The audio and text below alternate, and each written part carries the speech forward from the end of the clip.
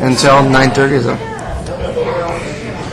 There's a this crowd out there trying to keep them under control. Okay, now we'll go ahead and kick things off. If you all rise for the flag salute, please. I pledge allegiance to the flag of the United States of America and to the republic for which it stands, one nation under God, indivisible, with liberty and justice for all. Thank you very much. We'll now have the clerk read the statement of meeting procedures. Welcome to the Placer County Board of Supervisors meeting of October 5th, 2010. Agendas are available on the wall outside this meeting room. If you are here to speak on an issue not appearing on the agenda, you may do so during the public comment period. There is a 3-minute time limit per speaker. The board is not permitted to take action on items addressed under public comment. When you speak, clearly state your name and address for the record. All items on the agenda will be open for the public to address before final action is taken. There is a 3-minute time limit per speaker, which will be monitored by a timer on the podium. If there is a person speaking on behalf of a group with no other testimony from another member of the group, please identify yourself as such, and your time may be extended at the pleasure of the board. Keep in mind that the chairman has discretion of limiting the total discussion time on any item. If you are hearing impaired, we have listening devices available. It is requested that all pagers and cell phones be either turned off or put in the silent mode. Thank you for your participation and cooperation. Thank you, Ann. And this is the time for public comment. Any members of the public wishing to address the board on any item that is not on the agenda may do so at this time, understanding the board is not allowed to take action on items raised under public comment. Any members of the public wish to address the board? Y'all just want to start applauding for Christine right now? Just do that.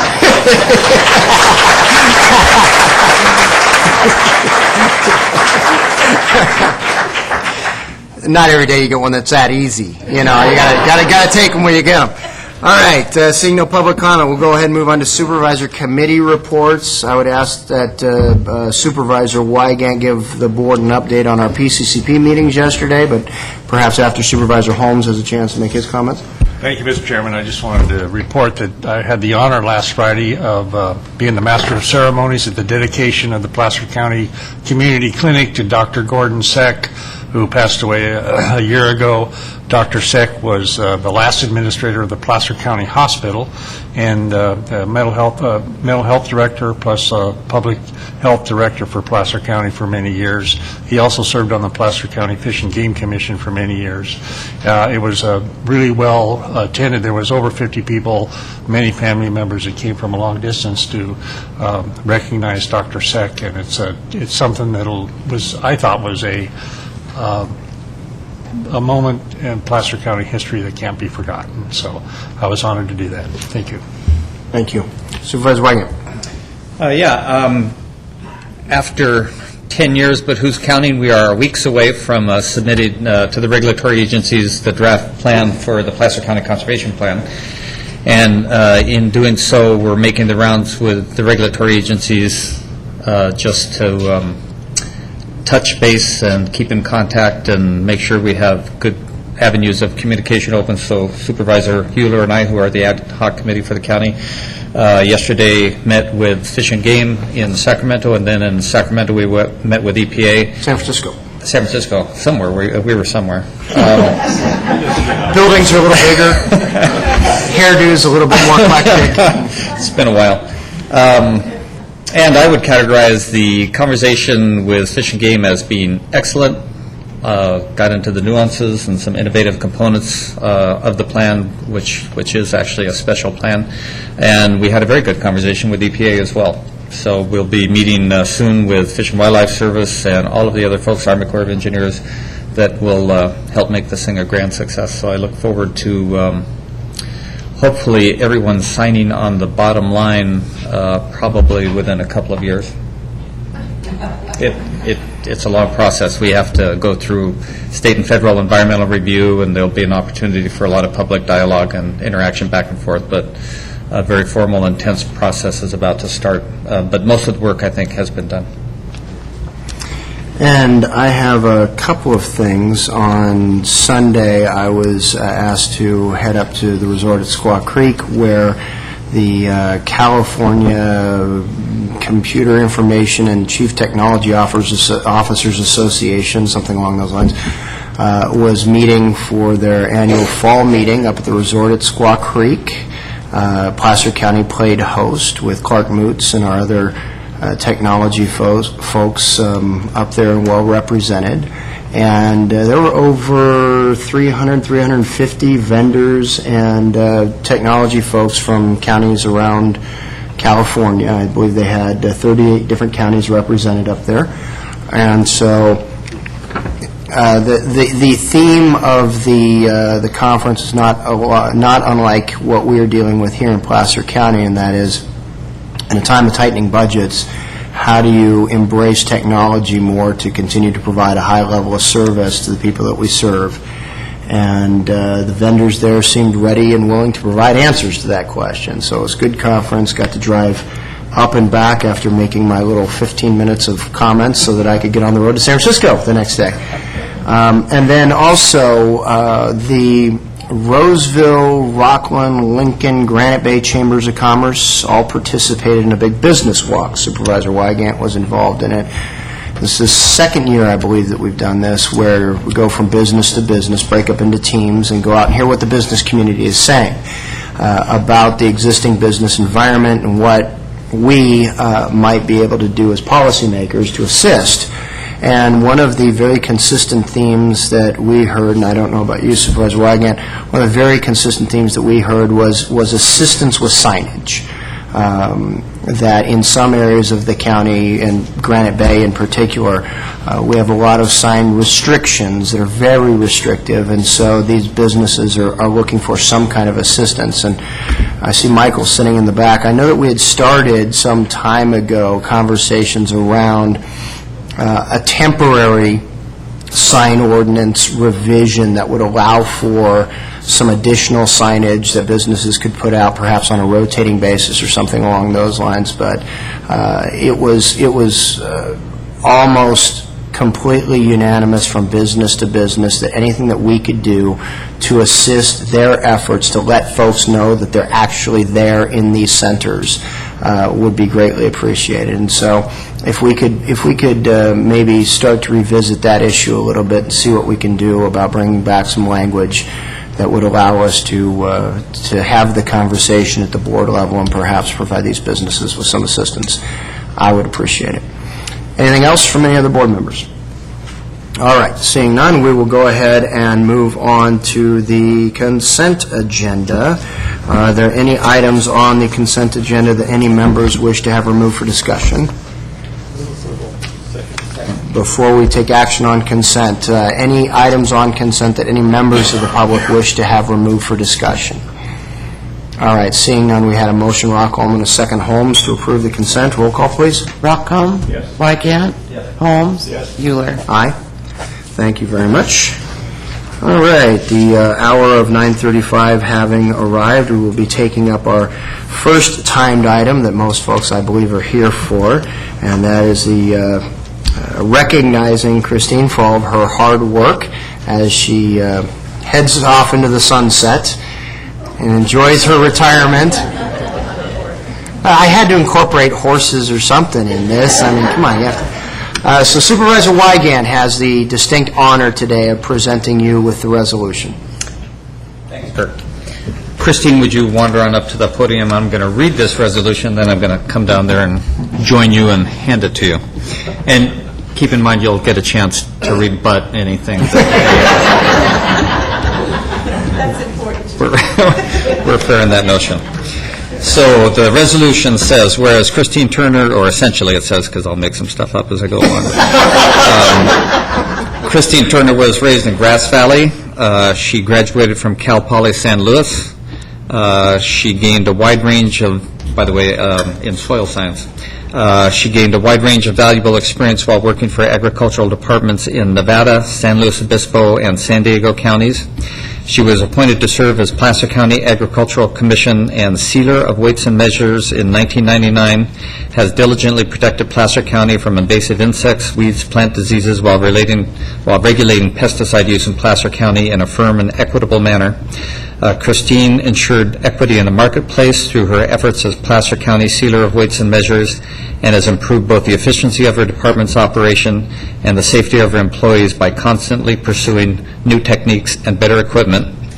She has worked tirelessly to promote Placer County agriculture, has been a steadfast champion of the agricultural community, agricultural production, and the land that produces a wide array of agricultural goods.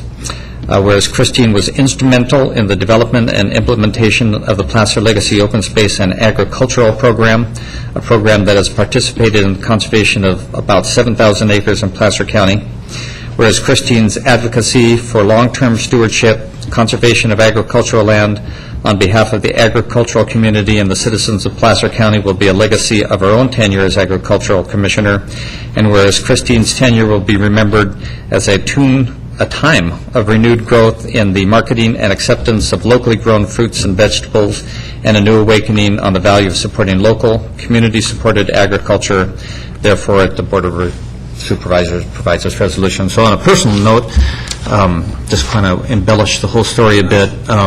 When Christine's predecessor retired, we were lobbied at the Board of Supervisors intensely by Joanne Eft in particular, who always puts the fear of God into all of us, that we wanted to try to find an agricultural commissioner who would have a broader perspective about the job, not just the state-required technical components of regulating pesticides and weights and measures and making sure when you buy a gallon of gas, there's actually a gallon there, but someone who would help promote agriculture, keeping in mind that agriculture in Placer County, like everywhere, of course, is constantly changed and currently is in a dynamic state of change where my description is we have a population now of people who have plenty of disposable income and the market appetite for buying better quality agricultural products.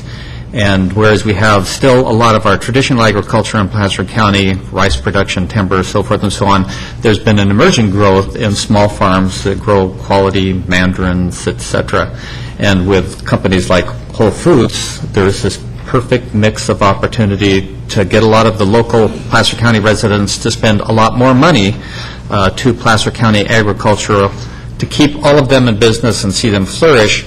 And it's perfectly consistent with Placer County's open space program, where the goal of Placer County as we continue to grow is to preserve that part of our heritage in a very quality and meaningful way with farmers markets and our wine industry now, and look for new and emerging opportunities.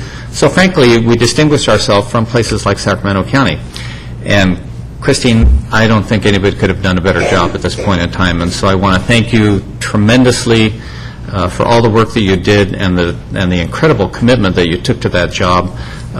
We searched high and low because Joanne made us, and Don Lunsford, our prior county exec, certainly found the right person, and so tremendous thanks for me personally, and look forward to you sticking around locally now and volunteering to continue all of this effort at a high level.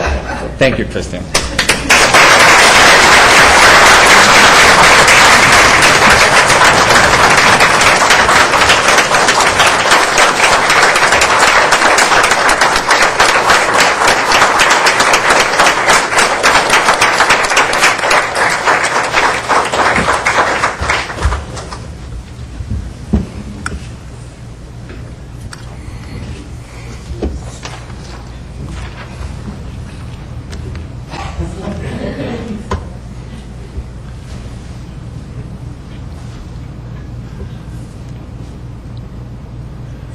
Good job.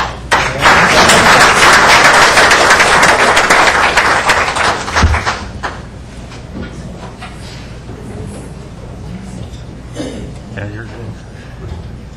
It's on. I just want to say thank you very much, and I'm very honored, and I'm very honored to have all of you.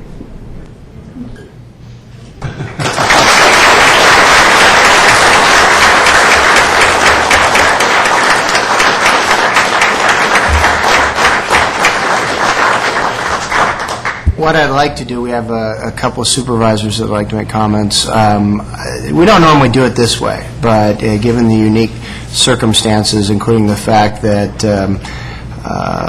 Joanne Neft is here and she was constantly referred to by Supervisor Wygant, I'm going to give her the opportunity to provide a little additional input. And we have a number of folks that are leaders in our agricultural community here. So what I wanted to do is open up a minute for folks who might want to say a word or two about Christine, specifically if it provides a little bit of insight that we as board members don't get to see in her very professional presentations here. You know, maybe something might have happened out in the field where her guard was down. So, Joanne, I'd like to start with you, if you would, please, and just say a couple words about her and what she brought to Placer County. And then if there's anybody else that's interested in getting up and I don't know, maybe roasting her a bit, that might be kind of fun. We talked about this before Christine arrived, and there are some people who would really like to start roasting. I'm not going to roast. I'm just going to tell you that I've been involved in agriculture, as you all know, for well over 20 years in Placer County, and it became very clear to me that the most critical part of promoting agriculture in Placer County came from the Ag Commissioner's office. And we absolutely needed that support. And Robert is right.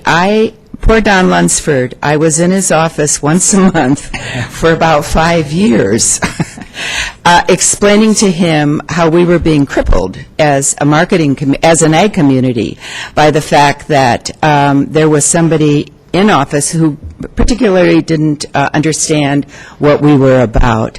So I remember very clearly the first time I met Christine, it was at the Economic Board meeting. Remember the open meeting that we have, Economic Development Department has this big meeting every spring. I think it's in the spring, and... Breakfast. Pardon me? The summit, the breakfast. Yeah, the summit breakfast. And this woman came into the room, and I had no idea who this woman was. She came in, and she walked in, and I went up, and I introduced myself to her, and I said, "My name is Joanne Neft. Welcome to this meeting." And she said, "Well, my name is Christine Turner, and I'm the new Ag Commissioner." I immediately fell to my knees because I said, "You have no idea how much I've waited for you. You have no idea." So that's my story. Thanks for the time. Thank you.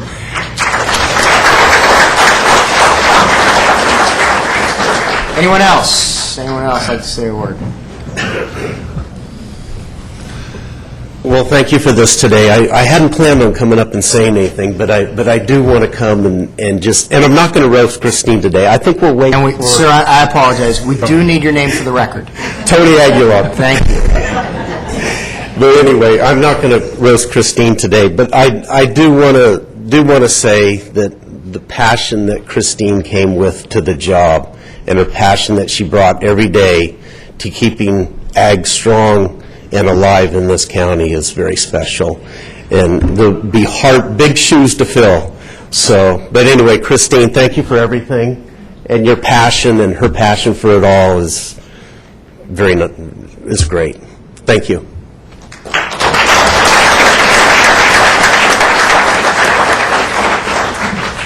Okay, if there are no other members of the public, Supervisor Holmes. Oh, yeah, I'm Jim Holmes, friend of agriculture. You take your opportunities, Mr. I can't really add anything to the eloquence of Supervisor Wygant and Joanne and Tony. I just have to say it's just been a pleasure working with you, seeing you in community events, and what a great camaraderie, obviously, with all their support here. Your recognition is well-deserved, and frankly, I will miss you. So thank you very much, and congratulations.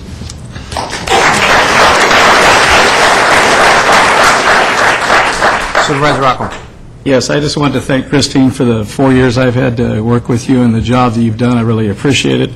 And I always knew that you had a very special quality, and I don't know whether I'd remembered it before, but you were raised in Grass Valley, and that's where I was raised. So we obviously had something in common. But you've done a good job, and you brought a lot to the forefront that's needed here in Placer County, and I'm sure it'll continue, and you'll still be involved somehow. Thank you.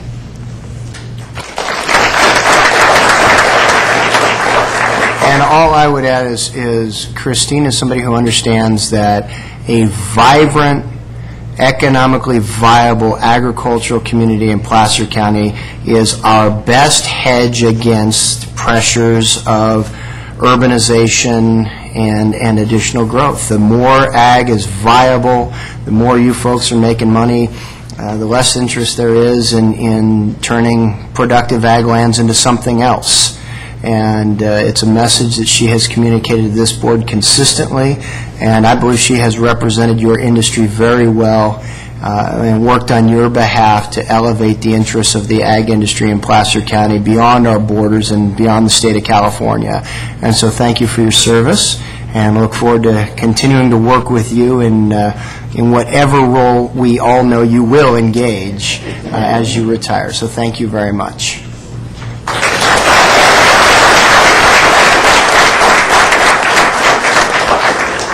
All right, since I don't think you're here for the library materials bid that we're about to, we'll pause for a minute, let you folks make your way out.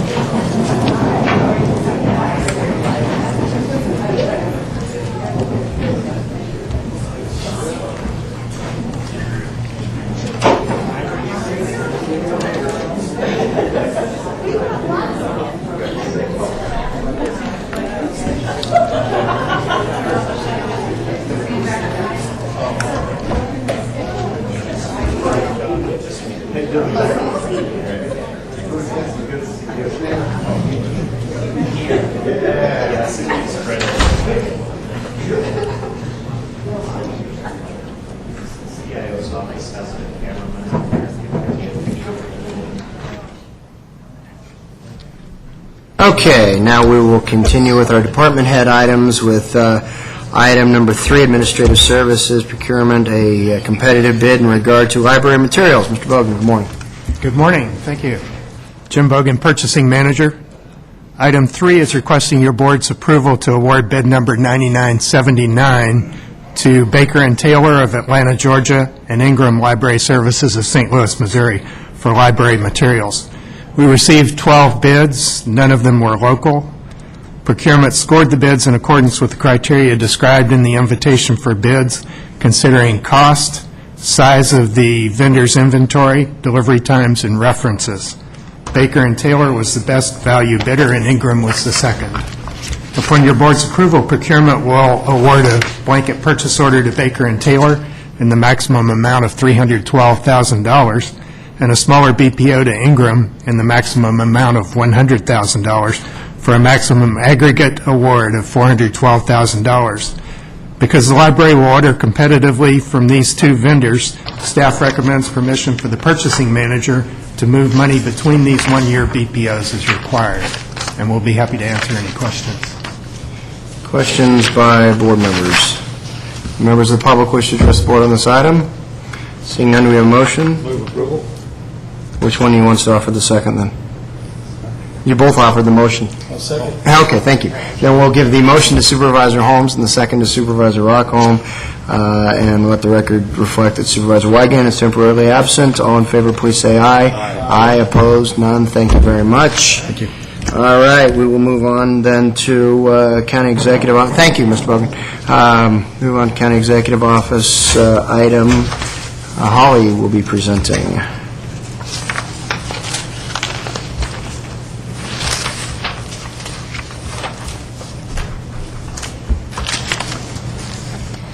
Good morning, Mr. Chairman and members of the board.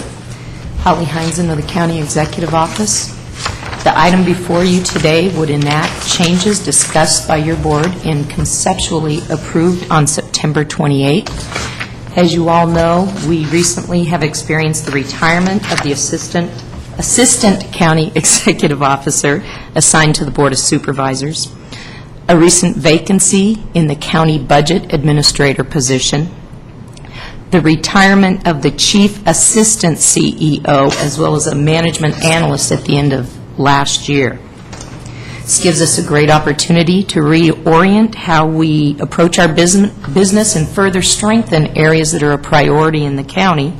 Also helps us position the County Executive Office and the Board of Supervisors to meet continued economic challenges we see before us today and in the future. Essentially, the conceptually approved organization would integrate separate departments that are currently the Board of Supervisors and the County Executive Office into a single department under the direction of the County Executive Officer. I'm not going to go into detail as to all of these changes because you heard about it extensively last week, but I will summarize briefly what those changes are, and then you're certainly welcome to ask questions, of course. The new combined department would be comprised of 4 divisions: the Board of Supervisors, Budget, Finance, and General Government, Policy, Operations, and Research, and Labor Relations and Risk Management. With this, we would also create a unit we're identifying as Community Outreach and OES. And it should be noted that the current risk management would be changed to Labor Relations and Risk Management. Key to this would be, in the Board of Supervisors area, a modification of the Principal Management Analyst position, which would address duties when assigned to the Board of Supervisors. So we're asking you today to approve that class spec. This would be replacing the Assistant County Executive Officer recently retired. That would be about a 34% savings in this year budget on that difference. In addition, we would be asking that you approve specifications for a revised county budget administrator position that would become the Finance and Budget Operations Manager. That would be an increase of about 5% currently budgeted, so keep in mind that's budgeted figures. Should be noted that the Chief Assistant County Executive Officer as well as an Administrative Secretary were recently removed from our budget with a savings of over $300,000 from last year. And for the current year, we'd see a savings with the changes that I've described to you of about $45,000. So specifically, the request before you is an introduction of the uncodified ordinance, which provides for the following. It integrates the Board of Supervisors and the County Executive Office allocations into a single department and removes the need for one department head. Approves the reclassification of the County Budget Administrator to the Finance and Budget Operations Manager and sets the class and grade for that new position, and replaces one Assistant County Executive Officer position with the allocation of a Principal Management Analyst position. In addition, we're requesting that you approve modifications to the class spec for the Principal Management Analyst and approve the job specification for the Finance and Budget Operations Manager. With that, I'd be happy to go into more detail in any of those areas or answer any questions that you might have. Any board members have any questions? Supervisor Holmes. Yeah, I understand the 4 divisions. They look very good. It's been worked out very well. I'm sorry, I missed what you said. I understand the 4 divisions. Yes. It looks like it's been planned very well. I'm just I don't understand where the Community Outreach and Office of Emergency Services fits into this. Is that still being formulated? And I didn't have a chance yesterday to talk to anybody about this, so. Yes, if you look on page 166 of your board packet, you'll see in the upper right-hand corner, reporting to the County Executive Officer, the Community Outreach and OES. This is really intended to better integrate the County Executive Office and Board of Supervisors functions with distribution of information to the community, both in times of just for ongoing business, but as well as in times of emergency. So that would include 2 positions from the currently allocated board positions, the senior board aide, as well as an administrative secretary position, as well as the Public Information Office and OES. So it's intended to consolidate these functions to really strengthen our communications with the public and, as I said, both within times of emergency and day-to-day operations. So is Community Outreach going to be housed in this building? Yes, it will be. And then OES will be separate? Yes, yes. Community Outreach would continue to be housed here. The unit would be responsible for regular disbursement of newsletters, press releases, interactions and integration with Max, appointments. It will pull over some of those functions that are currently included within the Board of Supervisors office proper. The intent is to provide a stronger linkage between some of the district issues and priorities of the board in terms of disbursement of public information, regular communications, and strengthening that linkage. So in the event of an emergency, the director or the manager of the Office of Emergency Services would be better coordinated with community outreach. Is that part of it? That would happen as well, yes. All right, thank you. Okay, I have a couple questions, but any of the board members have any questions at this time? Okay. I want to preface a series of questions I have by saying that I appreciate the direction that we're going in terms of reorganizing and looking at an opportunity to reduce management costs and overhead. My primary concern is that when you do a structural reorganization, you've really got one shot at doing it and doing it right without creating a whole lot of consternation within your structure. And I am concerned, quite frankly, that this is, number one, moving a little too quickly without enough discussion. You are talking about the Board of Supervisors office, and we haven't had an opportunity as a board to actually have a real conversation, whether we workshop it or what have you, and solicit board input on here are the duties that we think should be performed under these particular roles. And as I look at the staff report that's put together, it seems to be reflective of that, the kind of the manifestation of that concern, in that I think that there are some overlapping references in terms of duties and not really making it clear which of these two entities, the community outreach / OES versus the board office, is responsible for what. And so I want to start on page 162, where we're listing the proposed combined departments comprised of the 4 divisions. We list Board of Supervisors. Under Board of Supervisors, we show economic development. And yet economic development, I believe, if I recall correctly, according to our org chart, is actually not under the Board of Supervisors. It's with redevelopment, and it is a direct line reporting to the county executive officer. And so that was confusion number one for me, was I seem to recall that we'd had that conversation about that not being there and being somewhere else. You're absolutely correct, Supervisor Euler, and that will report to the county executive officer under the structure that's proposed to you today. Economic development has been integrated in various ways with our board members participating, so I think it's a reflection of that. Okay. Under budget, finance, and general government, there's a line item about the 5th one down, county fire administrative support and accounting.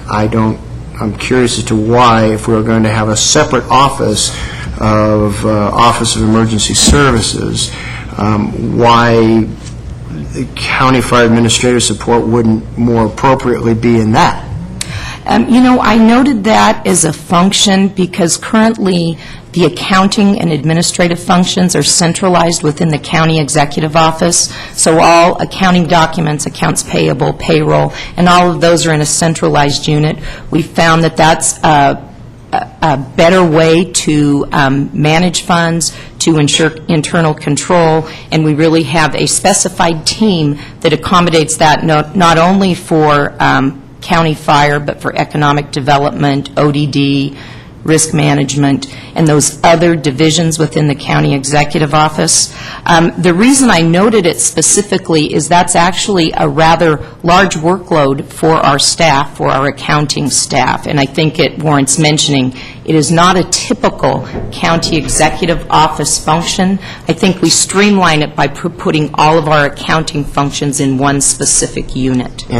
And that makes sense. My concern would come in the event that someone within OES who is kind of the public face in managing our contractual relationships, if there is some kind of a dispute as it relates to vendor payments, those kinds of things, money we're supposed to receive, whatever the case may be, if there is a dispute, to whom are the accounting folks accountable for resolution of that, and what is the reporting relationship between this individual that is kind of the public face for OES operations?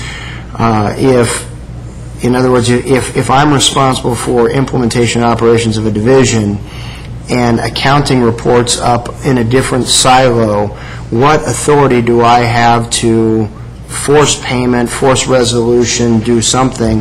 Where does that accountability lie? Right. Well, and if I'm not answering your question, let me know. What I think you're asking is how does that report up? Obviously, ultimately, these all report to the county executive officer in that they're all in the same department. Typically, what happens is within the accounting division, we rarely have any sort of dispute in that way, but certainly those things can occur and do occur. But the accounting division reports to myself. The OES function reports directly to the county executive officer. So I think in that way we have represent both perspectives. Obviously, the county executive officer is the person that resolves any of those disputes ultimately. But they do report up in two separate areas. It provides a little bit of check and balance there, and I think that's appropriate given the functions. Okay. Moving on to the unit that's being created on page 164. It specifically identifies that the unit would include existing OES, Public Information Office, and the senior board aide and a clerical position from the existing board's office. I'm curious as to why those particular titles were specifically called out for this. Is that more just I'm assuming the senior board aide title is a title that would stay within the management of the Board of Supervisors office, which is what was being broken out from this, and that this is, that title then, does it continue within the Community Outreach and Office of Emergency Services? Yes, it would. In fact, because we will all be one department under the structure that's proposed before you today, it's all one department. Primarily, that person would continue to provide support to the Board of Supervisors, and the priority here would be the integration of some of those board issues that senior board aide has been very successful in dealing with for a long time. So I see that some of those activities would come over and provide that integration in terms of how we work with the public, the information we provide to the public, and the support that we provide to the board on that side of things. Okay. So these have been divided up in a way that seems logical in terms of the focus and the emphasis and what we're trying to achieve there. But certainly, some of those functions would be carried with that person from the existing board office, because it will still be part of the board office, and some of those other activities that can be assumed by other staff would remain. So I think the very specific details of that would need to be defined as we move forward. But what's the priority that we're trying to achieve, or the strengthening, is really that integration with the knowledge and sensitivity of the board's office operations with some of our public information, the type of information we want to see going out to constituents on a regular basis. All right, and I apologize, but I think that the answer, the confusion that now rests in my mind based on the answer, is part and parcel why I have some concerns with this item in front of the board right now, and that is that when implementing a reorg, I think that it's imperative that that there be clarity in terms of roles and responsibilities, and you just use the expression, we will all be one department, yet looking at the org chart, which is attachment 1, I'm looking at the board office under a principal management assistant, which has direct reporting to the CEO, and then I'm looking at the community outreach and OES, which also has direct reporting, just like risk management does, and so I guess I'm confused by what you mean by we'll all be one department. It looks like there are separate duties and separate reporting responsibilities. They would all be divisions with under the county executive office. Understood. Board of Supervisors. Understood. Okay. Yeah, and maybe I'm not getting your question, Supervisor. I'm happy to make another go at it. Okay, well, and I might give you an opportunity with my next question. The last sentence there in that paragraph under describing the community outreach and Office of Emergency Services, the last sentence says the unit would also be responsible for responding to constituent concerns, complaints, and coordination of responses on behalf of the county, and yet under the structure, we have the board aides who do that right now. I mean, all my constituent stuff is all handled by Brian. Under the structure, we have the board aides being managed by or responding to the principal management analyst under the board office, and yet I see a description there that says that constituent concerns are going to be handled by this new office. And I'm happy to respond to that. Many of these constituent issues and requests for information from the public and general county complaints overlap. And they become really, some of those are of a corporate interest to the county. They may overlap among various board aides. They may overlap among many county departments. The CEO's office may be working on it. An aide may be working on it. So they come from various places. This was really intended to have corporate interest in terms of how certain complaints or concerns are addressed. I'll fall short of calling it an ombudsman function, but truly there are those that are not district-specific, and it was really trying to align our resources in such a way that we were not duplicating effort, that we were having a consistent response on specific issues that are raised across the county, that are identified as giving us an ability to track those so we know really specifically, okay, so if we have this same question asked in 4 different places, what kind of information do we need to get out to the public to address those concerns? So I do see it kind of being layered, and yes, there is some overlap. I think this diminishes the overlap that could occur and helps us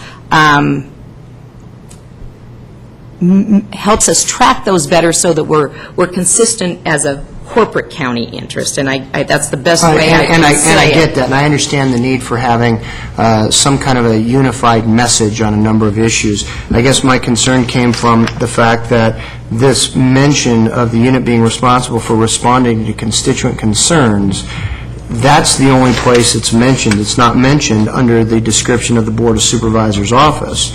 There's no mention that constituent concerns will continue to be managed by the aides in their reporting responsibility to the board office. There's only a mention of it under this community outreach office, but our aides aren't there.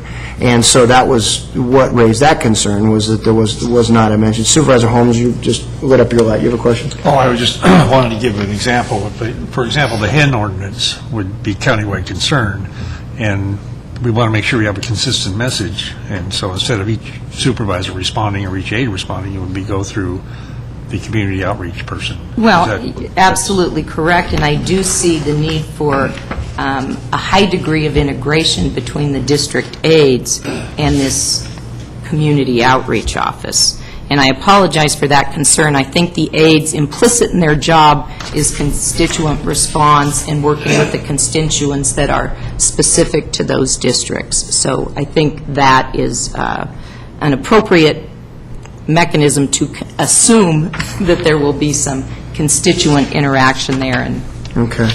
And, well, I mean, since we're on that particular concern about the that role in that position. I'd like to jump to page 172, where describing the duties of the principal management analyst. Now we are talking about the board office management, right? Okay. The last line on page 172, represent the board of supervisors, other agencies, blah, blah, blah, respond to and resolve as appropriate citizen complaints concerning county operations, procedures, or policies. So, again, now I'm seeing under community outreach and officer emergency services, responding to constituent concerns, complaint, and coordination of responses, yet under the board office, respond to and resolve as appropriate citizen complaints concerning county operations, procedures, and policies. Sounds like you're describing the same function, but for the two different units. You have it listed under the community outreach and office of emergency services, very clearly says it, and now you have it also as the principal management analyst under the board of supervisors is responsible for resolving as appropriate citizen complaints concerning county and all the rest. Yeah. And so, again, all of this is simply to illustrate my concern that when structuring a functional reorg, having things, I want to set our people up for absolute success no matter who they are, no matter who fills whatever roles get decided. I want everybody set up for success by appropriate roles being defined, appropriate reporting structure, and minimizing the number of questions that people have going into it. And the more questions, the more overlapping of duties, the more opportunities for, he said, she said, or, well, this person is supposed to do that, I thought, and that person is supposed to. And I'm looking for opportunities to minimize that. And what I see in this report are actually opportunities for more confusion. I mean, I'm looking at it being the role of this new person under additional duties to attend all MAC meetings, and God, if I were that person, I don't know that I'd want to have to attend 13 MAC meetings a month. And quite frankly, for my district, Brian handles it just fine. I don't know that I need another layer of county staff at the MAC meetings. So my concern is that I think, and this is my opinion, I think that we might be moving a bit too quickly. Again, you are talking about the board's office, and so some of us might perhaps want a bit more input, either in the form of a workshop. Don't know to what extent, I defer to county council, don't know to what extent when you're talking about these kinds of things you can have, whether it's closed session, if that's appropriate or not, or if we just need some kind of a workshop to discuss this with a little bit greater detail. So I defer to you to give me a quick I think it could be structured in either way. I would like, obviously, to take some time to look at how that would occur. If the matter were continued and the board had an interest, I'd like a little time to research the question. Okay. Obviously, the workshop doesn't take any research, but a closed session review, the organizational chart cannot be approved in closed session, but the substance of how you manage your office might be, and I'd just like a little time to take a look at that question. Okay. If I could take the liberty to go over a couple items just to, first of all, you can't always draw boxes to make sure an organization and the people work, and it is a group effort, and everybody pulls in ways that make the organization work with or without the boxes in place. But to clarify a couple items, just back to the accounting question, that accounting function is currently set up that way. We have a great group of accountants in the back room that do quite a bit of accounting work, and they work for fire, they work for all the different functions, capital facility planning. It works as a full unit, and it's too small of a group to break up into separate functions along those lines, but it works well, and I think it serves all the functions that are very combined in the county exec's office over many, many years. That could be through a general services or other types of standalone departments, so that the accounting system has evolved along that way.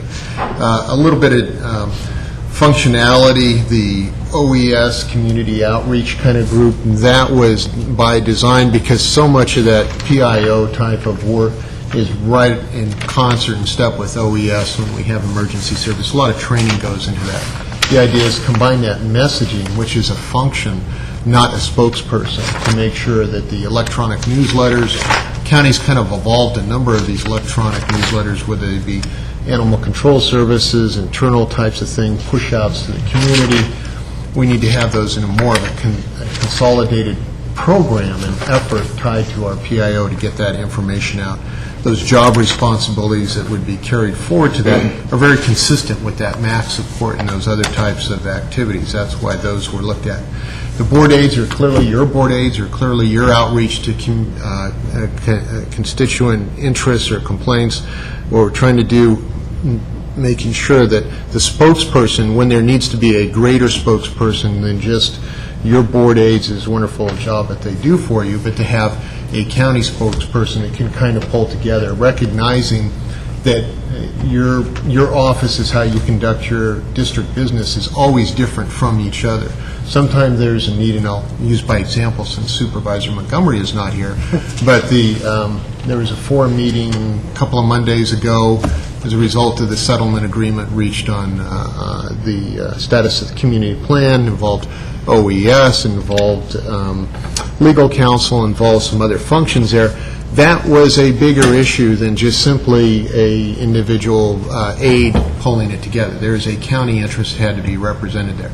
Clearly, different board aides have different experience, longevity in conducting those kind of things, but the idea is, as needed, then the principal management analyst could serve that function rather than simply rely upon a board aide that may have that experience or may not, but you'd have a seasoned person that could coordinate that.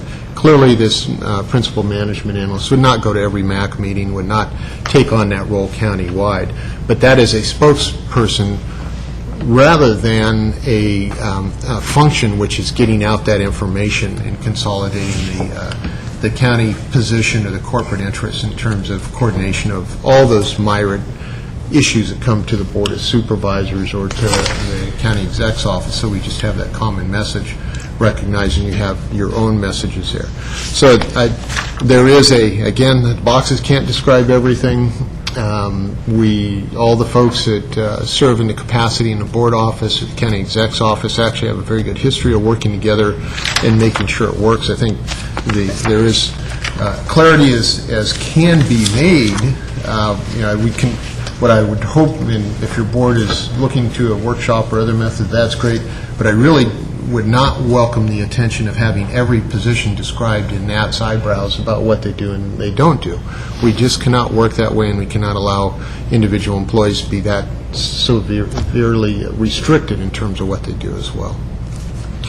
And I appreciate the attempted clarification, Tom, but I also, you just were giving an example of where the principal management analyst would be a spokesperson, and yet my confusion comes in that I thought that was why we were creating this community outreach and Office of Emergency Services, is that there is somebody within that unit that is the spokesperson for coordination of responses on behalf of the county as written in here. And so, again, my only concern is that when you do something like this and you are, and again, let's put all this in the appropriate context. You and your office have done fantastic work in reducing the county's cost and still providing a high level of service at a time where Mike has left, Rich has left, Jeff has left. I mean, you guys are operating numerous people down, and you've done a good job in providing a high level of service to the board as well as all the other administrative functions. And we've reached the point where, for your sake, for the sake of your employees, you need certainty in terms of these classifications, because I'm sure right now you have people like Holly who are performing 6 different duties, 3 of which she wasn't originally hired to do, but because of people taking off, she's had to. And so she needs to know on a permanent, ongoing basis what really are my responsibilities. There are other people that are working in your office that have had to take on the same thing. I understand that, and I appreciate it, and you guys have done a great job not only managing several people down, but managing a lot of costs out of the structure. My only opinion is we're now getting to a point, and again, maybe it's just because you're touching the board office, and I'm a little sensitive about that, but we're now getting to the point where we are talking about some specific outreach-related things, management of board functions, board meetings, and all the rest, where I just want to, again, set people up for success. I want to make sure that there aren't these inherent, what I see as contradictions in terms of who is responsible for responding to constituent concerns and all the rest. And so any clarity that we can create, either by maybe just going back and redoing the staff memo that the board is being asked to act upon, or having some conversation around what does the board see as the appropriate structure for management of what functions versus what outreach functions.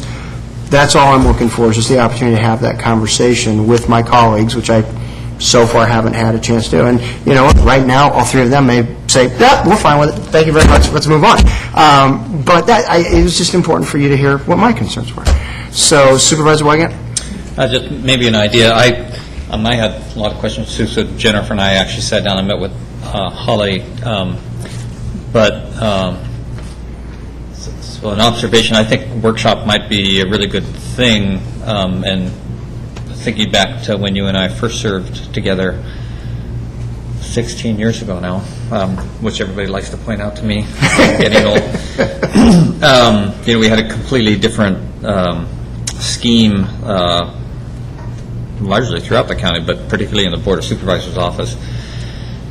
And so, the workshop, I think, recommendation might be that the board could articulate questions and concerns, and staff could hear those. But I'm at a place of comfort with the reorganization, but it's largely because there's no formal organizational chart that perfectly matches the organization with its informalities, and knowing that we've emerged from having. When you and I first served together, there were 2 administrative assistants serving all 5 of us. Yep. And that, by definition, was dysfunctional, because if there was a split scheme on the Board of Supervisors, and sometimes you know that going in, it would be really impossible to try to work with one of those people without putting a huge unfair burden on them, and we've resolved that. But there are times I'm thinking of things like in my district where the gladding fire, neither me or Jennifer have the technical skills to deal with a lot of the information about it, technically how to respond to it. I was very appreciative that I was called and actually got to get out on that, and maybe clarifying those expectations would be a good thing. But in addition to that, there was some mischief played with the whole issue after it. I had a colleague at the time who attempted to allege that the fire became what it was because it was a part of an open space conservation easement, and was an indirect attack on Placer Legacy. And so I think one of the suggestions I would have, Holly, if we do this, is that a lot of clarity occurred for me thinking in terms of corporate county-wide issues, and sometimes I may even be a minority vote when some of these corporate policies are embraced by a majority, and sometimes there's just an inherent disagreement or lack of clear communication. The gladding fire, by the way, was an arson fire. By your colleague? Perhaps. So it's it's within that. It might be a healthy thing to. I'm thinking it would be a healthy thing for everybody to ponder all of this and have the board members in a workshop public environment. I think just simply clearly articulate how we see ourselves functioning within this office, and having staff hear that, and then maybe having just affirmation. So there's clear expectations and greater clarity of trying to make the boxes match perfectly in a changing climate. Any other comments by other board members? Supervisor Holmes? Yeah, thank you, Mr. Chairman. I'm comfortable with the way this is laid out. Anytime you roll out some new organization, you've got to have some flexibility built into it. It's going to be a working piece, and I'm certainly if it doesn't work out, it'll come back for adjustments. So I'm comfortable with the way it is. I've kind of studied it quite a bit, but I'll defer to the board, my colleagues, if they want to have a workshop, that's fine. But I'm comfortable with the way it's set up. Okay. Supervisor Rockholm, any thoughts? I don't know how soon you could have the workshop. I mean, I'm comfortable with what we have here, but I also hear the concerns of two of my colleagues, and I don't want to leave any fires burning when I leave in January. So I would defer to them only because this may be more of an issue next year than it is currently right now. But, I mean, I would be okay with moving on, but, I mean, I hear the concerns, and you're going to be here for a while longer, so it needs to work for you, so. Okay, then, yes, Tony, do you have- Yeah, so, a public workshop is fine if that's what the board wants to go, but I want to remind them, I think the CEO's already kind of alluded to, that this is not a review of personalities or personnel reforms or particular employees or anything like that. That's not the appropriate venue for that. It's not legal for us to discuss those issues. It's just a concept of how you want to deliver services and organize. That's appropriate. What I'd like to do then is since there's not a motion for action on the item, what I'd like to do is ask council to review what our options are in terms of having those conversations, report back to the chairman, and as chairman, if it's appropriate that we have a public workshop, then we will agendize it. If it is appropriate that we are within our prerogative to be able to have this candid conversation amongst ourselves, then we will handle it accordingly, and we'll just re-agendize the item once we hear back from council. That work with my colleagues? When's our next board meeting? Next board meeting's up in Tahoe. And I don't know if we'll be ready to have, I mean, if you're ready to have the conversation then, I'd be more than happy to go ahead and do it then. Does that work? I'll have my research done within a day or two. Okay. The only note I'd put out there is we are currently preparing next year's budget. Right. We're rather crippled at this time, so the sooner the better. Help me understand that. What do you mean when you say you're rather crippled? Well, our budget manager left 2 weeks ago. Our assistant county exec left 2 weeks ago, and we're preparing next year's budget without the benefit of the budget manager. So it is kind of a crucial position because it's not just when that's decided, they still have to be filled after that's decided. And that's a good point, because we are being asked to do several things on this item that go beyond just the structure of the board office. And so, if I'm recalling correctly, we were asked to, let me grab the item specifically, have the, integrate the office, approve reclassification, the budget administrator to finance and budget operations. Is that the position that you're talking about? Yes, it is. Okay. And then also, well, the items A and C, I think, are relative to the conversation that I want to have. Item B is kind of a standalone that I don't have any concern with, and I didn't even anticipate would be part of the conversation, quite frankly. And so, yes, item 1B and item 3, if the board were to act today to move those forward, does that just... Perfect. Okay, so then, that being the case, do we have a motion to move forward with item 1B and item 3 as represented on page 161 of our staff report? I'll second that. Okay, well, motion Rockholm, second Holmes. All in favor, please say aye. Aye. Aye, opposed, none. And the other item will come back in whatever fashion council deems appropriate. Thank you very much, Holly. Thank you, Tom. Thanks. Okay, yeah, we're going to take a quick break before we pick up the 10:30 item, and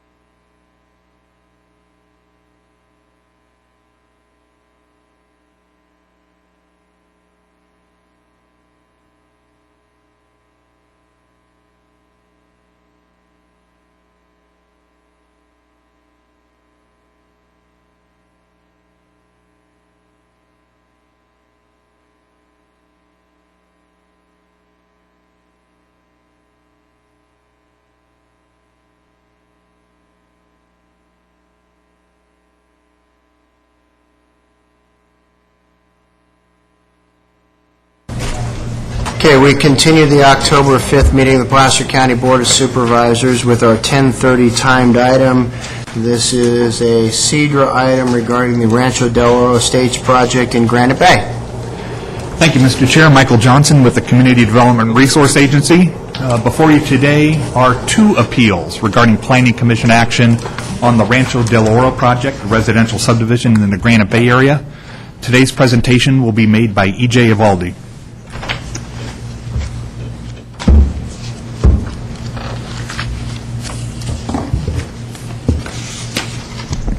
Good morning, members of the board, chairman. This is the Rancho Del Oro Estates project. Up on the, let me get my clicker, get set up. So just so you know what we're talking about, where this project's located, it's on the north side of Olive Ranch Road, approximately a quarter mile east of Cabot-Stallman Road in the Granite Bay area. Miners Ravine is located along the entire northern boundary of the site, up along this area. Lawrence Estate Subdivision is located to the west, over here, where most of those lots are about 1 acre in size. To the east is the Shadow Oaks neighborhood. Parcels over there range in size from 1 to 5 acres. And then to the south of the project is several smaller lots, roughly 6,500 square foot in size. The Rancho Del Oro Estates project proposes 89 residential lots that would range in size from 42,000 square feet to 53,000 square feet. There would be 8 open space lots totaling 19.31 acres and 1 common lot for a proposed sewer lift station. The open space lots would preserve natural resources on site, such as miners' ravines, wetlands, oakland areas, and wildlife habitat, and also provide for on-site detention. The frontage along Olive Ranch Road would include a 50-foot wide landscaped area, meandering trail, and a combination open iron solid wall fence up to 3 feet high along residential property lines and open space areas. The project site would have 2 accesses off of Olive Ranch Road, where the applicant has proposed entry gates right here and over to here. Requested entitlements for this project include a vesting tentative subdivision map, a rezone, and a variance to allow entry gates.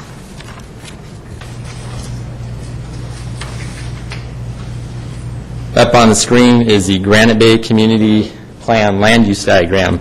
The Granite Bay Community Plan currently designates a project site as rural, low-density residential, which allows for a density range of 0.9 to 2.3 acres per dwelling unit. That's roughly, the lower range is 40,000 square foot lots.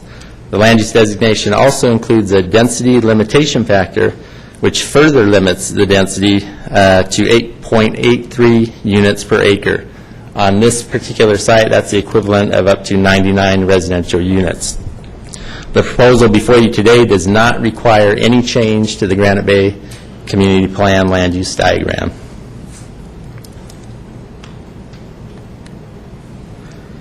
The zoning map up on the screen shows that the site is currently zoned RSAG B100 with a plan development designation of 0.83. That's a residential single-family zone district with an ag combining district and also 2.3 acre minimum lot size designation.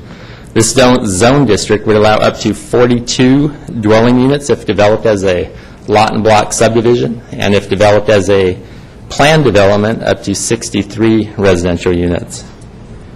The current zoning does not allow for the full range of density as permitted in the community plan, so the applicant is requesting approval of a rezone of the property to the RSBX 42,000 square feet with the same 0.83 density limitation to attain the proposed 89 residential lots.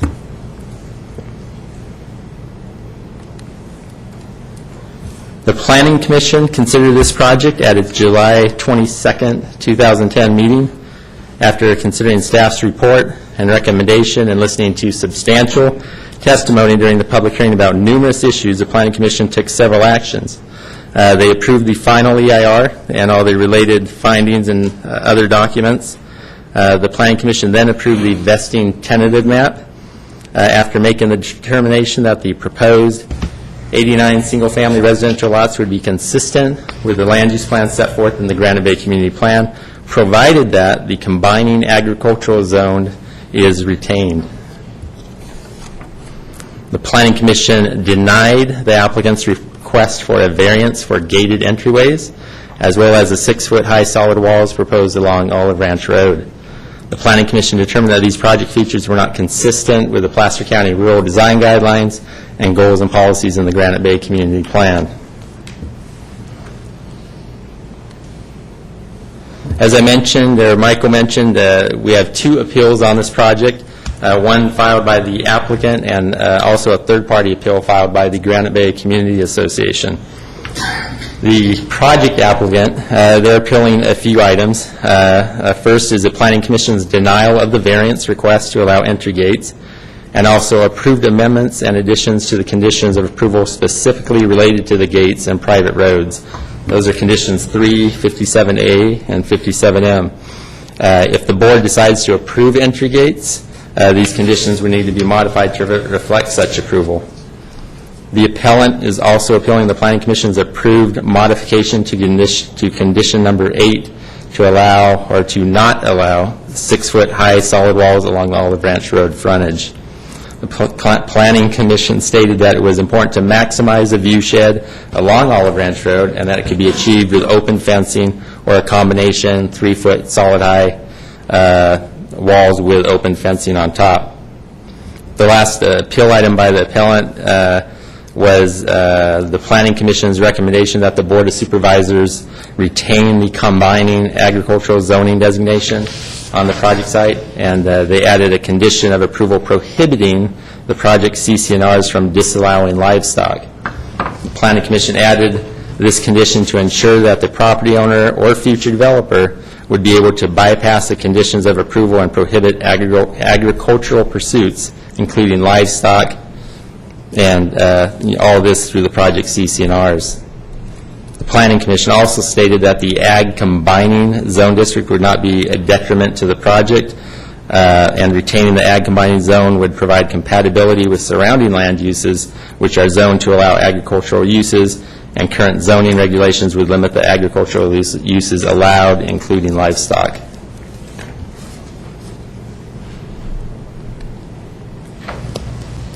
A third-party appeal was filed by Mary Ann Stinson and Sandy Harris on behalf of the Granite Bay Community Association.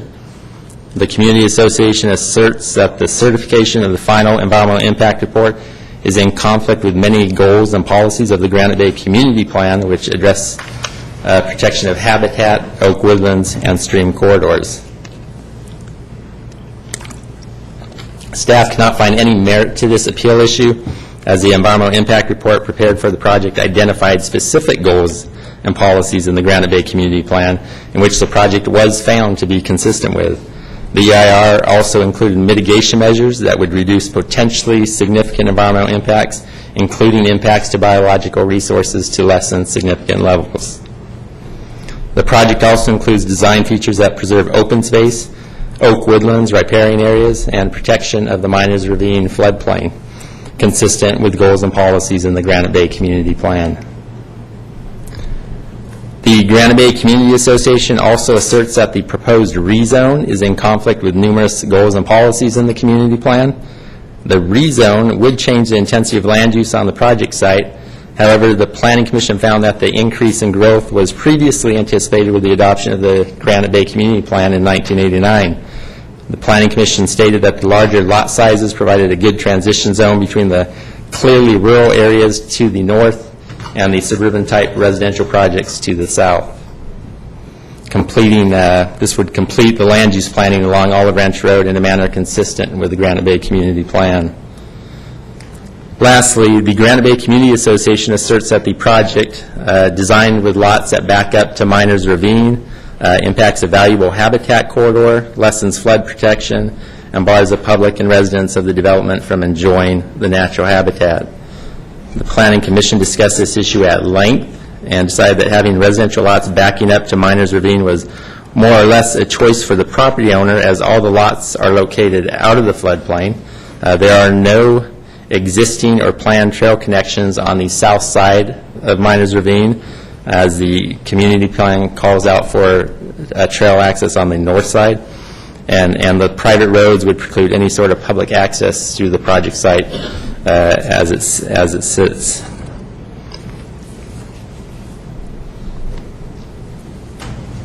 So to summarize, staff could find no merit in any of the appeal issues raised by the appellants. The project is consistent with the goals and policies in the Granite Bay Community Plan.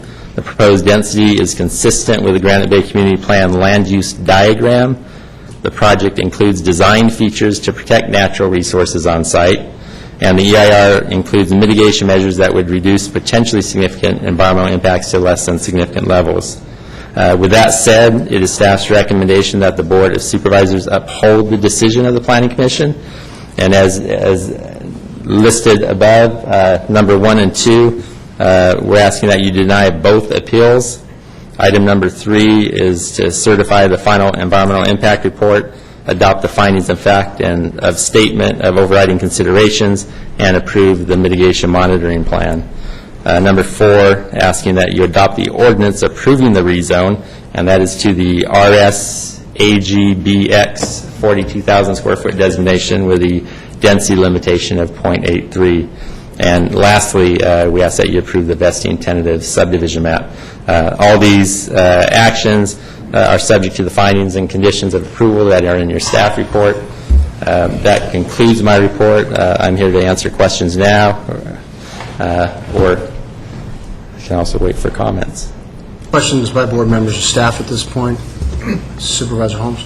Regarding the lots that are along Miners Ravine, and I know there's no trail coming on either side of that, but is there plans later on? I know there's a Granite Bay Community Trail plan.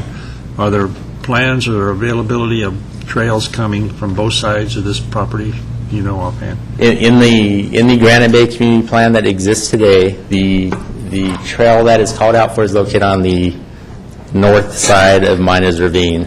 Currently, there are no trail connections along the south side. It's all private property, but no future trail plan for the south side. So in the future, all the trail would come on the north side, on the Correct. other side of this property? At which time those properties develop north. There's a fairly large parcel to the north of Miners Ravine, and when that project, if that ever came into develop, they would be required to put a trail on that side. Okay, thank you. Other questions by board members at this time? Okay, seeing none, what we're going to do is we're going to allow 10 minutes for the applicant, and then the appellant, well, in this case, the applicant is also an appellant, but you only get 10 minutes. And then the other appellant will also get 10 minutes, and then we will open it up to public comment where members of the public that are not the applicant or the appellant will have 3 minutes should they so choose. Good morning. Good morning, Mr. Chairman, members of the board, Marcus Leduca and Avdis, 3721 Douglas Boulevard in Roseville. On behalf of both the property owner and the applicant, I'm pleased to be before you with the recommendation, both of your staff and the Planning Commission, for approval of the Rancho Del Oro project. After nearly 5 years in the planning process, including completion of an EIR and a number of supporting studies, we're also happy to stand before you with a project whose proposed density is consistent with and actually less than what's been allowed by the Granite Bay Community Plan for over 20 years. The issues before you today, we believe, are very straightforward, as well as the entitlements we're seeking. Our property is similar to several others in the Granite Bay Community Plan, where the land use designation under the community plan and the zoning are different. Staff has just gone over what the differences are. Again, the community plan for the last 21 years has allowed up to 99 lots with the density limitation factor, and we're proposing 89.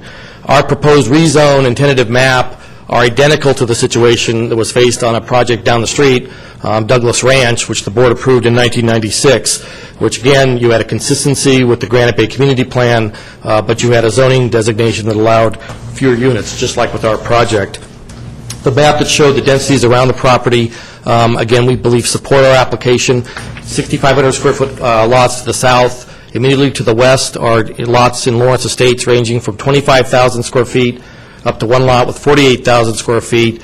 Then to our southwest and southeast, 40,000 square foot lots are either approved, built on, or allowed by the community plan, and Grosvenor Downs, directly to the south, has 20,000 square foot lots. So our property, with its proposed 42,000 square foot lot minimum, is both consistent with and actually a transition from smaller lots from the east, west, south, southeast, and southwest. Moreover, with our project comes several benefits that I'd like to highlight just a few. One is completion of our Olive Ranch Road frontage, including a meandering trail. First-time greenhouse gas reduction measures requested by the Air Pollution Control District. Improved emergency vehicle access for existing neighborhoods around Shadow Oaks Lane. And finally, replacement of 3 existing culverts on Olive Ranch Road to relieve existing drainage issues during storm events for residents to the south of us. The Rancho Del Oro project also has several features which are breaking new ground for projects here in Placer County. In the area of oak woodland mitigation, again, there's blue oak woodland and also interior live oak woodland on the site. We're proposing 3 separate oak tree mitigation measures, which has not been done before in Placer County. First, the acreage itself. All oak woodland acreage being affected will be mitigated via payment of an in lieu fee to be used by the county to acquire conservation easements in perpetuity on other oak woodland property in the county.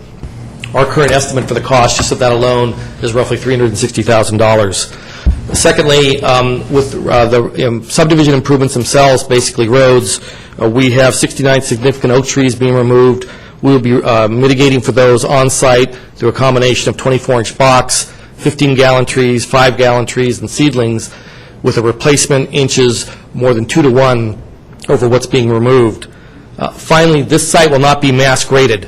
The project itself will only look at lot grading when homes come in, but our experience is that home buyers will, for the most part, want to preserve as many trees as possible on their site. Nonetheless, for mitigation purposes only, we are assuming within building setback lines on every lot, 100% of significant oak trees were removed, 2,131 inches. Multiplied by the standard $100 an inch, our mitigation here is $213,000. Again, we're over mitigating. Those trees may not be removed at all, but your staff want to make sure we more than mitigated in terms of oak tree impacts.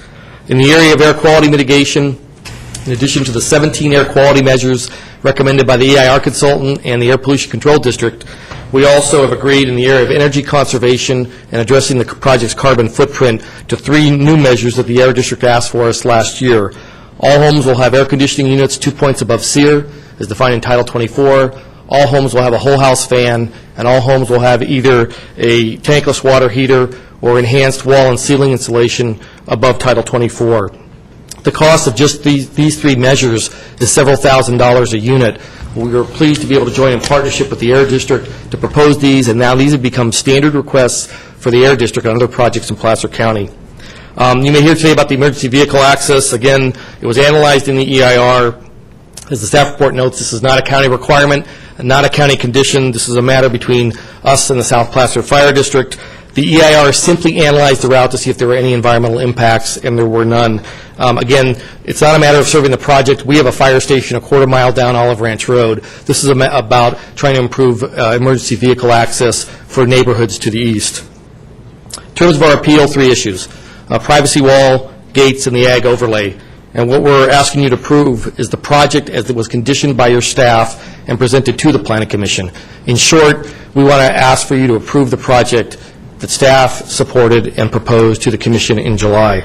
On the privacy wall, we've agreed to stagger the wall as staff requested before the hearing. We have over 400 feet of open wrought iron fencing right now next to the green areas on the site. We looked at, and that will allow us to preserve additional oak trees on the site, significant oak trees on the frontage for our neighbors to the south. We thought, however, with the Commission action saying open fencing along that entire stretch of Olive Ranch Road, that would definitely affect the privacy of residents. That's their backyards, not front yards, it's their backyards. Potentially affect, issues regarding their children, if they have animals, in terms of what people that might be coming by or be able to throw things or whatever through the fence. In the spirit of compromise, however, after a meeting with Supervisor Euler, put together with the Granite Bay Community Association last week, we would modify our request for a solid wall along the entire length of Olive Ranch Road. instead proposing for the nearly 1,300 feet of frontage starting with Lot 26 and extending, which is at the far eastern gate, all the way to the open space area to Lot 32, a 3-foot-high masonry wall with wrought iron above. It would need to be more than 3 feet of wrought iron, because otherwise someone could stand on the 3-foot wall and hop over. But we would keep the 6-foot-high masonry wall only for lots 24 and 25 on the far eastern part of the property. One of them has a street directly into the backyard, and on the far western portion adjacent to those gates, lots 33 and 34. We'd also retain all of our open wrought iron fencing on our open space areas. In terms of the gates, again, the gates don't allow, the rural design guidelines just don't allow gates unless there are extenuating circumstances, and then talks about connecting to properties to adjacent properties. Here, we have no ability to connect to the east or to the west, and for all intents and purposes to the north across Miners Ravine. Those properties are built out, or you're building a bridge. Unlike Douglas Ranch, which had stub streets all the way to the boundaries of it, this project does not. So we think that given projects like Winterhawk, which is down the street on Olive Ranch, our request for gates is not inconsistent with what the rural design guidelines talk about when they talk about connections. Finally, on the Ag District overlay, this project, again, is just below 1-acre lots. We don't think it's conducive to animal raising, animal husbandry. Again, standards here, county standards, and we're not seeking any deviation from county standards, allow a 20-foot building setback on the side yard for properties. That means that basically you could have livestock 20 feet from someone's house or their patio. At the commission hearing, Hidden Valley was mentioned. I represented that community. That project was built 60 years ago as an equestrian community with over 150 acres of open space dedicated to horses. So we don't think that that's really applicable here.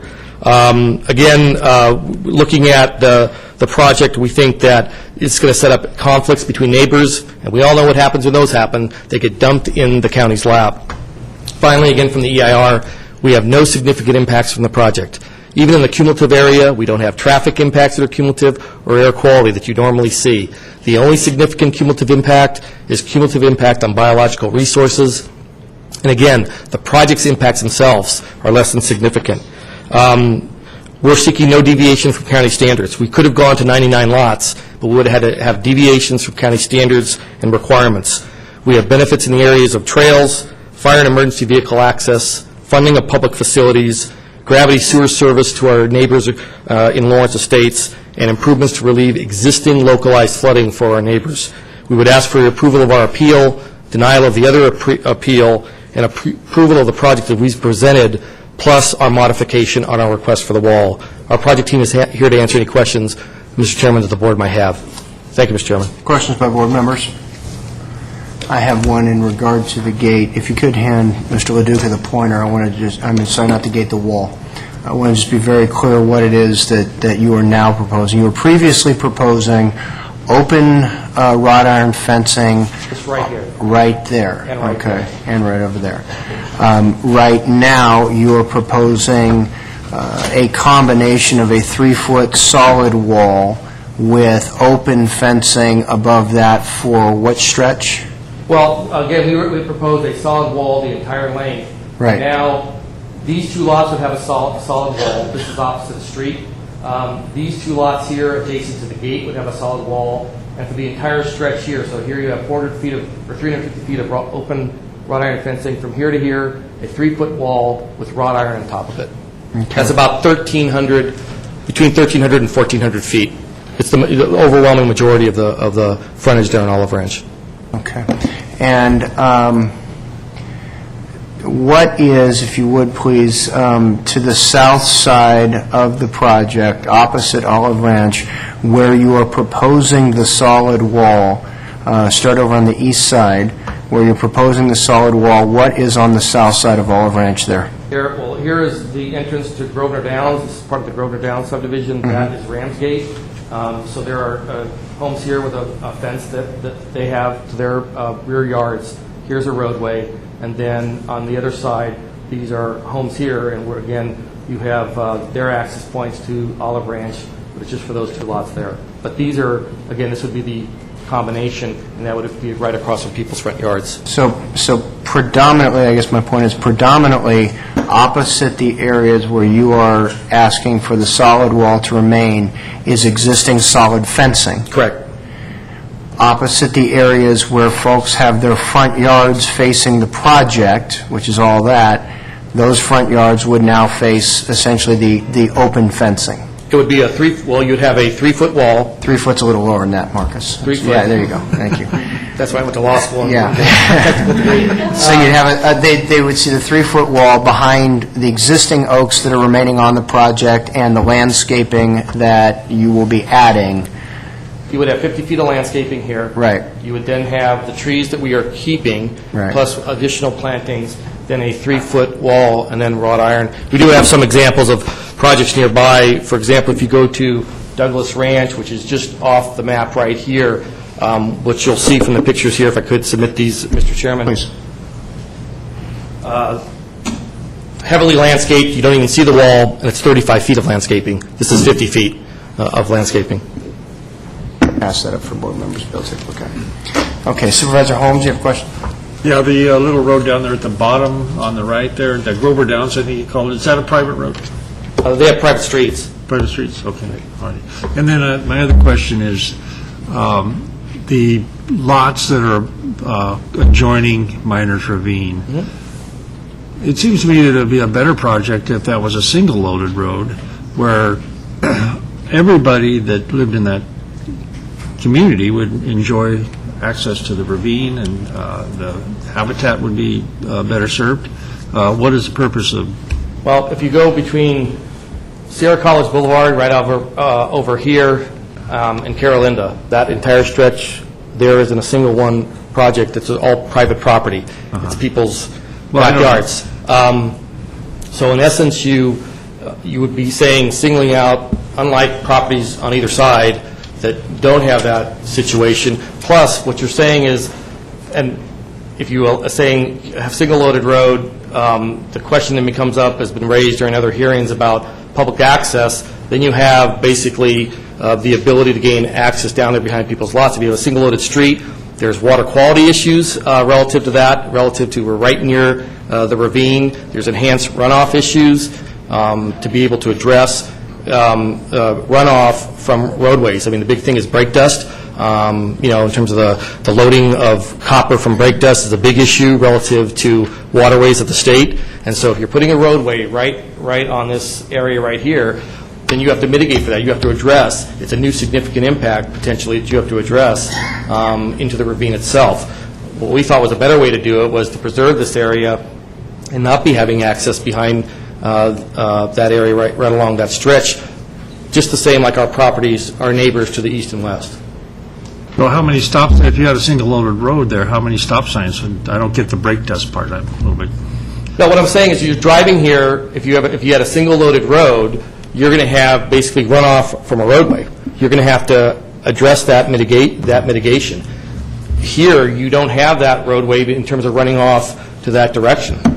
It's just an additional impact that you would have. We don't think that's an appropriate way, plus it's not been required of any other project over a several-mile stretch in this part of Granite Bay. And I don't think that I would necessarily grant public access, but it just seems to me that the people that lived in there would have access to that. Well, actually, the area that, again, we had many more lots when we first were talking about the project, then we reduced those, and then we got down to 90 lots, and staff wanted this lot right here to be open space, also serves for water quality purposes, so that residents of the subdivision could have access to the area at that spot. That was a tough one to give up because that's probably one of the most valuable lots in the entire subdivision.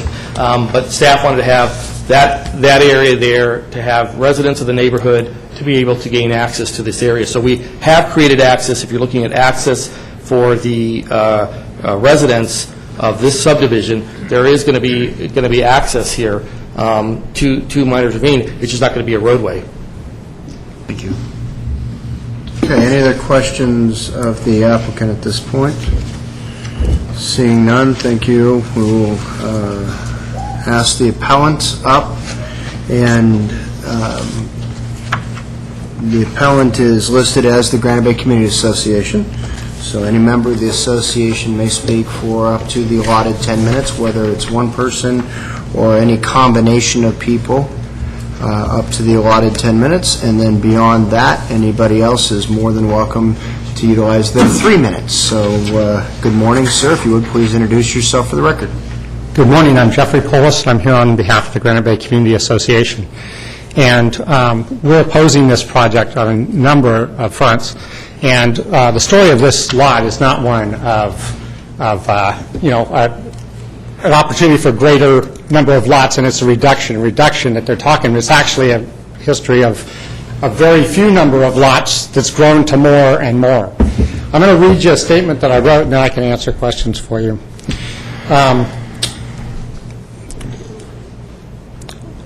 First of all, I want to let you know that I'm a firm believer in private property rights, and I'm also a strong supporter of the public process.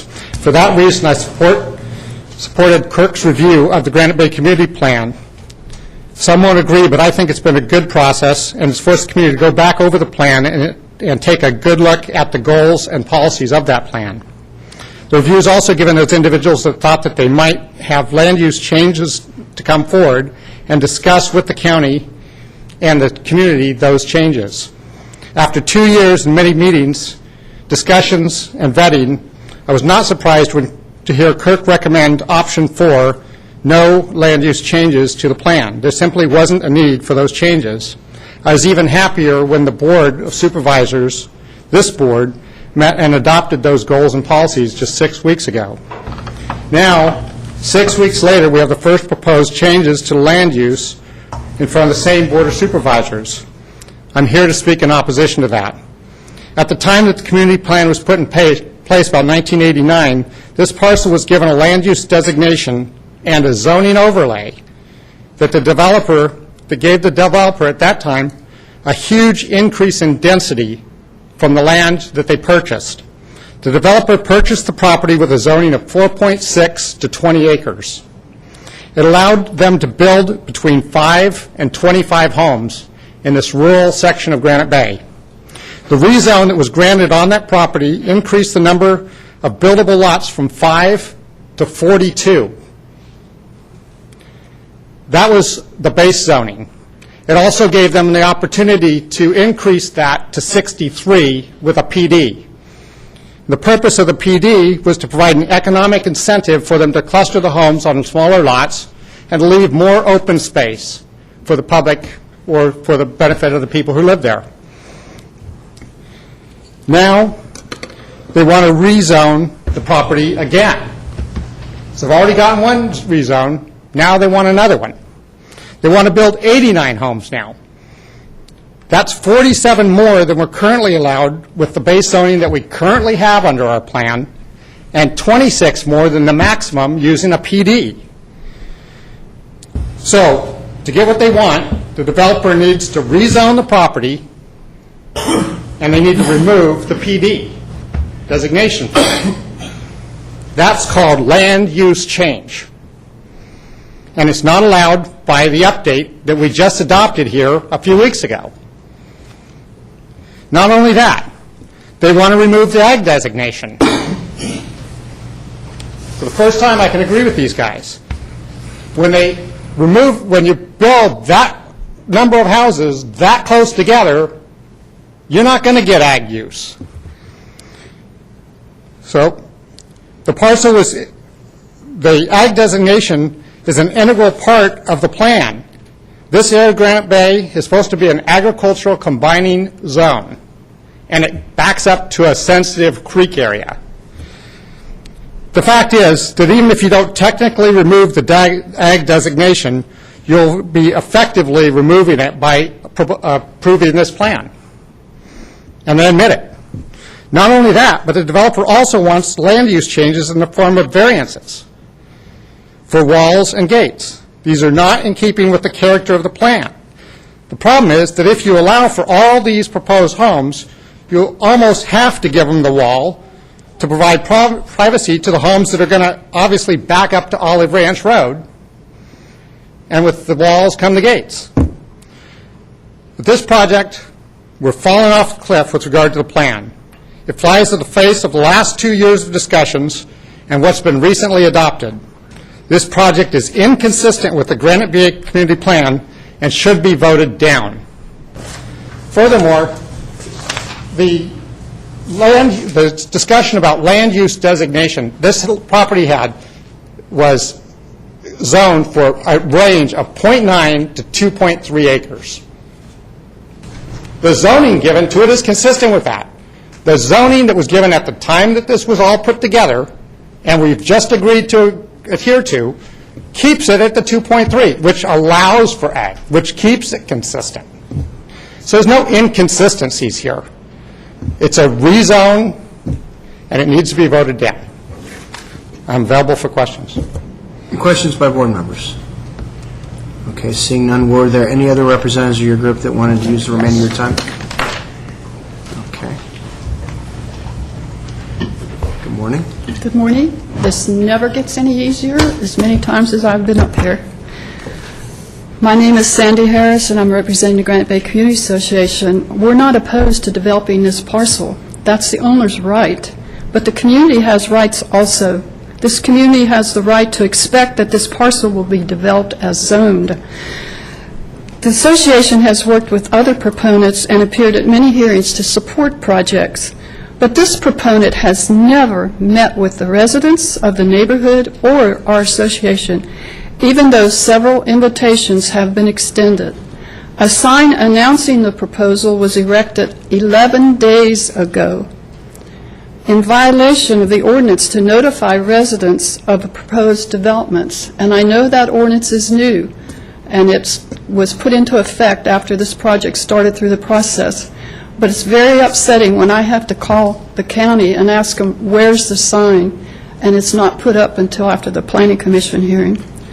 The associations have been involved since January 1 of 2007, when we submitted input to the initial application, all of which was ignored. The staff advisory comment on January 7 noted that the project seemed to be based on incorrect information or assumptions, and that's in their staff report that I have a copy of, regarding the maximum allowable density under the existing zoning. Why has this position changed when the county said they couldn't support the project without modifications to the density proposed? The parcel was originally zoned 4.6 to 20 acre, that exhibit. There were 12 public hearings at the Planning Commission and 2 at the Board of Supervisors when we were going through the Granite Bay Community Plan process. Mr. Sakopoulos was at every one of those hearings asking for and sometimes demanding half-acre zoning. And here's the exhibit from that, the 14 meetings listed on this resolution by the Board of Supervisors adopting our community plan on May 5th, 1989. Nothing has changed in this area. It's an infill project that should be designed to fit the neighborhood, not stand out like a sore thumb. This proposal is not the most environmental alternative that the final EIR cannot be approved without overriding considerations because of the impacts to the biological resources. Density north of Olive Ranch Road was to be more rural and included about 500 acres. This property was given transition zoning to fit the big picture of the plan. This is not a transition project. The zoning was to ensure that this large parcel with so many natural features would have a special kind of development on it. The rural low-density residential designation with the LUI factor as combining zone permits the property to be developed as a PD, resulting in varying lot sizes. The intent is to permit less restricted development in terms of lot sizes in order to provide flexibility to the land planner in the design of the project, with the goal of retaining and protecting the natural features on this site or addressing land use compatibility issues. If the board supports rezone to eliminate the PD, this sensitive site with outcroppings, oak woodlands, wetlands, and miners ravine ends up with the unimaginative tentative map before you today. The only green spaces are the wetlands and the miners ravine, which are required to be left green. The ag zoning identifies residential areas where parcel sizes and neighborhood conditions are suitable for the raising and keeping of a variety of project animals without compatibility problems. with the surrounding residential areas. This site has been used for cattle grazing the entire 34 years I've lived here. If the zoning were changed to remove the PD and the ag, the resultant project would not enhance the very amenities, the goals and policies of the Granite Bay Community Plan sought to protect with the current zoning. The intent of the zoning should not be overlooked. We only have one chance to get it right, and this isn't the right project for this parcel. You supervisors have it within your discretion to deny the rezone sought. You have received much input from the community regarding this parcel, and I believe most of it opposes the rezone. Over the past several months, it has been misrepresented that there has been an inconsistency in the Granite Bay Community Plan. At one point, it was even stated that the county could be sued if they didn't grant the rezone on this parcel. We suggested that this was an error, and why not correct it when we were informed that it would take a general plan amendment? And nobody wants to go through a general plan amendment in Granite Bay. That's kind of a bad word. We have determined there's no inconsistency in the community plan, and this rezone is purely to gain density. In August, this board adopted option 4, directed there be no land use changes in the Granite Bay Community Plan. It would be hypocritical to approve increased density on the first project submitted. There's no push from the community for land use changes. This is a backdoor general plan amendment. We ask the supervisors to deny the appeal of the applicant, deny certification of the final EIR, deny the rezone request, and deny the tentative map. Direct applicant to redesign the project as zoned and listen to the community on the design to lessen conflicts with the numerous Granite Bay goals, namely page 12, goals 1, 2, 5, 6, 8, 9, 10, and 11. Thank you. Thank you. Any questions of the appellant? I'd also like to state that I live in Carolinda, and we have a dedicated trail goes through there on the south side, and the trail would be more for the residents to be able to use. And if for some godly reason you approve gates, that there be pedestrian access for the community to enjoy a place to walk. Thank you. Thank you. Question of staff. The action taken by the board in regard to the community plan update and the land use changes, it's been raised now a couple of times about this action in regard to that. Would you please address? As part of the board's workshops for the budget and assigning the work program for the Community Development Resource Agency for the coming fiscal year, one of the items that staff had identified was the update of the Granite Bay Community Plan. Based upon the analysis that had been done, staff had concluded that it would be appropriate to move forward with a policy and program update only, and based upon conversations with Mr. Euler, he concurred that that would be appropriate.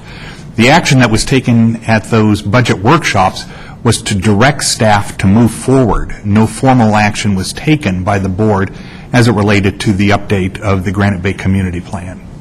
But more specifically, why, as the Granite Bay Community Plan update process was moving forward, there was, I can think of one project in specific that was quote-unquote put on hold because they were requesting a general plan amendment.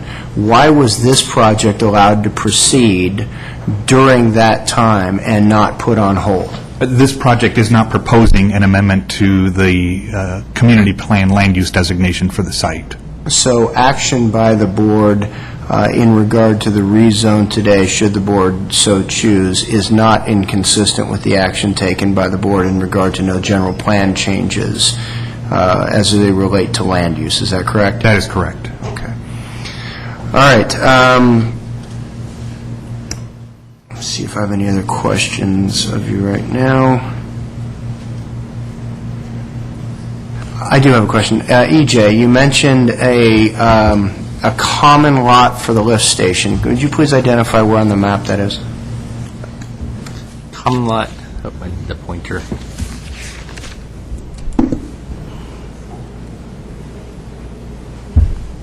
This lot is located, let's see, where am I at? 11. Thank you. It was small, hard to define. Okay. So that is the common lot for the lift station? Correct. Okay. Is that perceived by staff? I mean, it's not colored green, but it is not a buildable lot and will be an open corridor, if you will, into the ravine as well, correct? Not per se. There is I believe, and ESD may be able to help me out, but I believe there is some sort of a access. Actual access, understood. But what I'm saying is that from a development standpoint, you're not going to be looking at a developed lot right there in that one stretch. Absolutely. From that cul-de-sac over. That's correct. Okay. All right. Any other questions by board members before we open it up to the public? Okay, seeing none, this is the time for public to provide their input. We ask that you keep your comments to 3 minutes.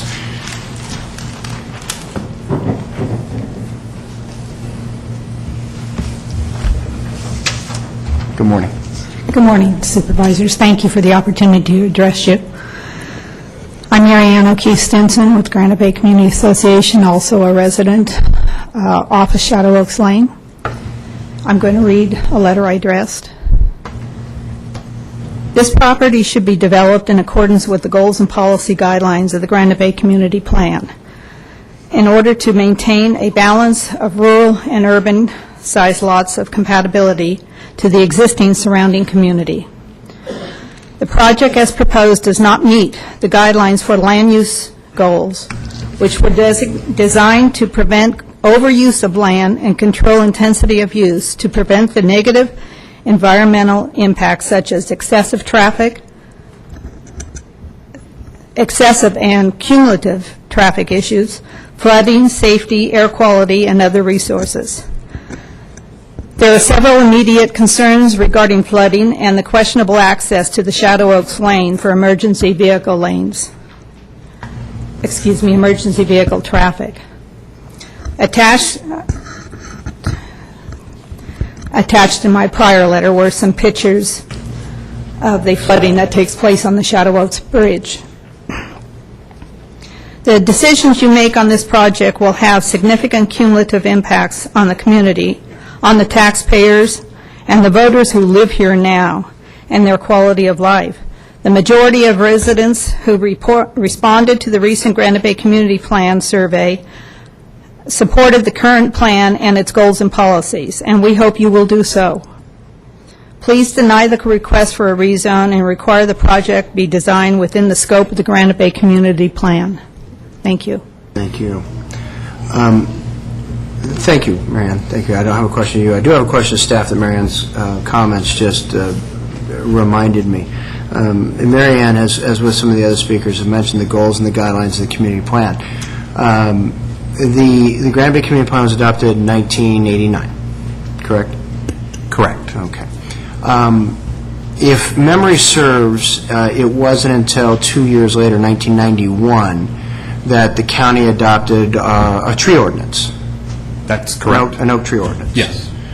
And it wasn't until 3 years after that, with the adoption of the county-wide general plan in 94, that we specifically adopted policies addressing stream corridors, setbacks, and established the policy that we have today of the 100-foot setback from center line or the 100-year floodplain, whichever is greater. Is that correct? Correct. So, in other words, when this plan was adopted in 1989, there was no county policy that around the oak trees and the preservation of the oak trees.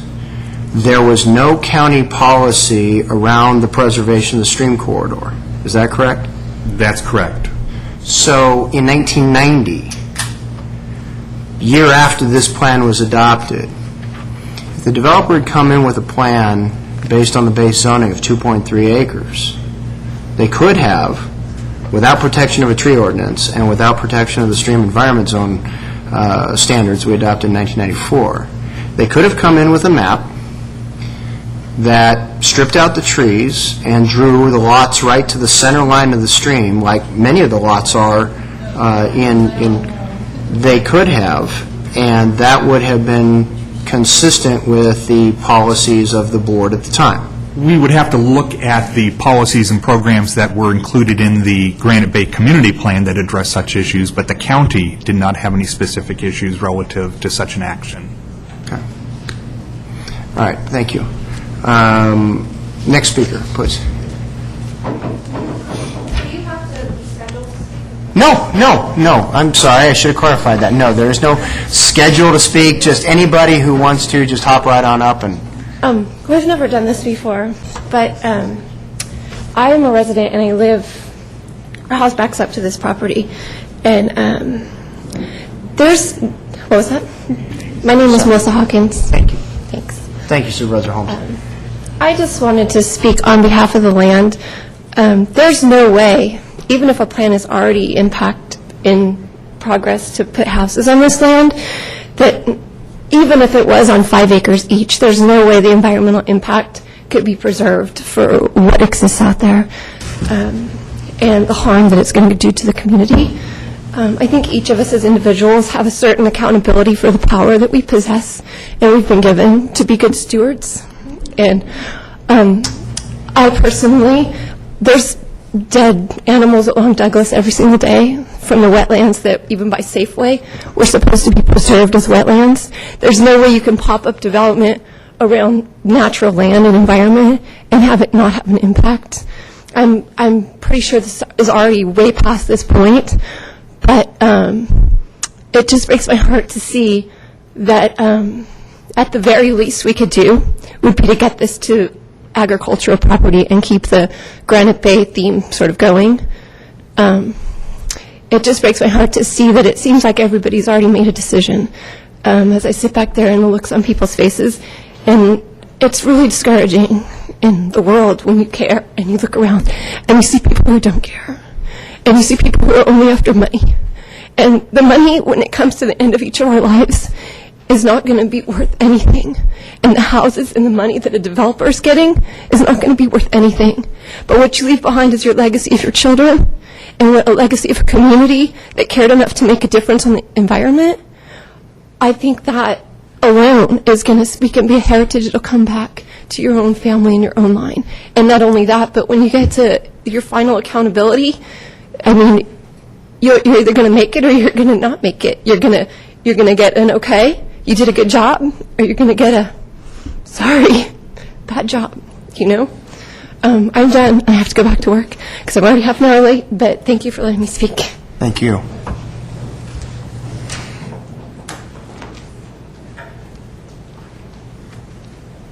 Good morning. Morning. My name is Madeline Kalani. I live at 7495 Red Bed Road in Granite Bay, and I've lived there since 1968. I don't object to the project. I think that the land will be developed, and I think that's well done.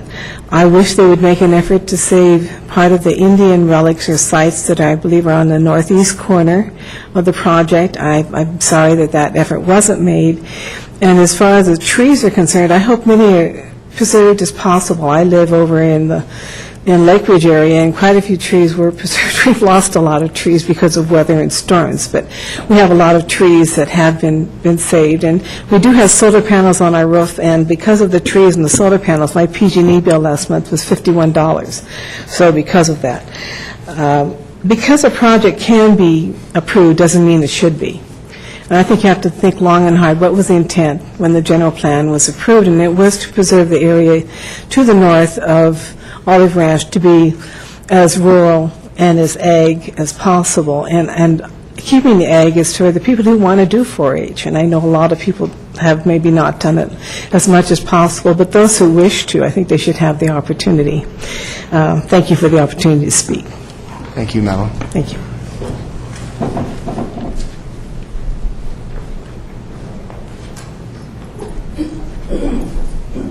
Good morning. I'm Marilyn Jasper, speaking on behalf of the Sierra Club. 2 quick points. I think it would be very appropriate to require an easement for a trail along Miners Ravine. I think the Dry Creek Greenway, it's an ambitious, wonderful project. I think it's still alive. And maybe 50 years will pass and we still won't have all the connectivity with it, but having that easement available would at least not stop the project at this, in that section of Miners Ravine. So I think making that a requirement of the project, whether it's ever used or not, would be a good thing. And secondly, mitigation of 1-to-1 is, I know it's 2-to-1 for this project, for the trees. 1-to-1 is often bantied about as, see, we're doing our mitigation. 1-to-1 is a net loss, and for some people that's a little hard to grasp. If you have tree A and B, you take out A and you preserve B and you go, see, we did good. No, there's a net loss here. We've lost a tree. 2-to-1 is more appropriate mitigation, but 3-to-1 would be the true keeping in the spirit of valuing trees. And last, $100 an inch is better than nothing, but if you have 10 trees, 10 inch each, 100 inches, unless my math is crazy, that would be $10,000. I don't know where you can buy. For $10,000, I'm not sure that money could be put to use somewhere. I don't know where you could buy it. $200,000, $300,000, maybe have a better chance of picking up some land, but even now in Placer County, it's very difficult to pick up parcels with comparable tree value for those fees. Thank you. Thank you, Marilyn.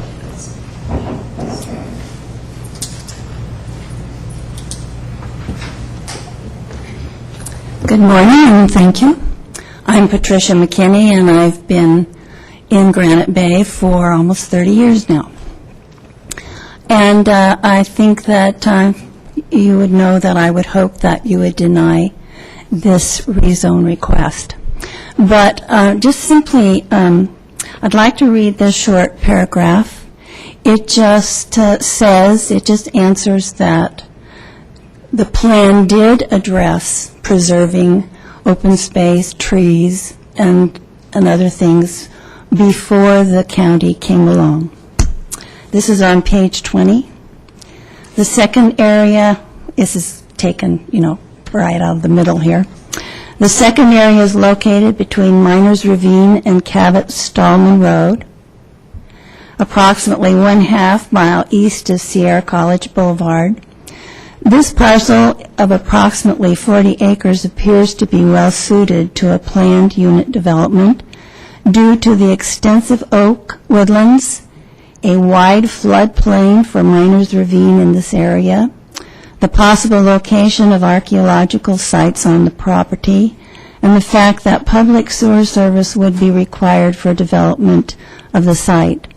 Clustering of lots on the site would have the benefits of preserving open space, oak woodlands, and riparian areas, avoiding flood hazards to homes, provide for more economical development costs due to shorter roads and utility lines, and allow parcel sizes which can vary as do the parcel sizes of the surrounding land. Future reviews of projects proposed on this site should consider all of these issues, and the lot pattern should retain a rural character for the site. Thank you. Thank you, Patricia. Next speaker, please. Okay. Just by show of hands, how many other folks are going to want to speak? Okay, I see about 4 more. Okay. Yes, sir. Good morning. My name is Dale Munson. I live at 6640 Itchy Acres Road in Granite Bay. I want to thank the Board of Supervisors and Supervisor Kurt for the option 4 on the community plan. I think that's very appropriate at this time.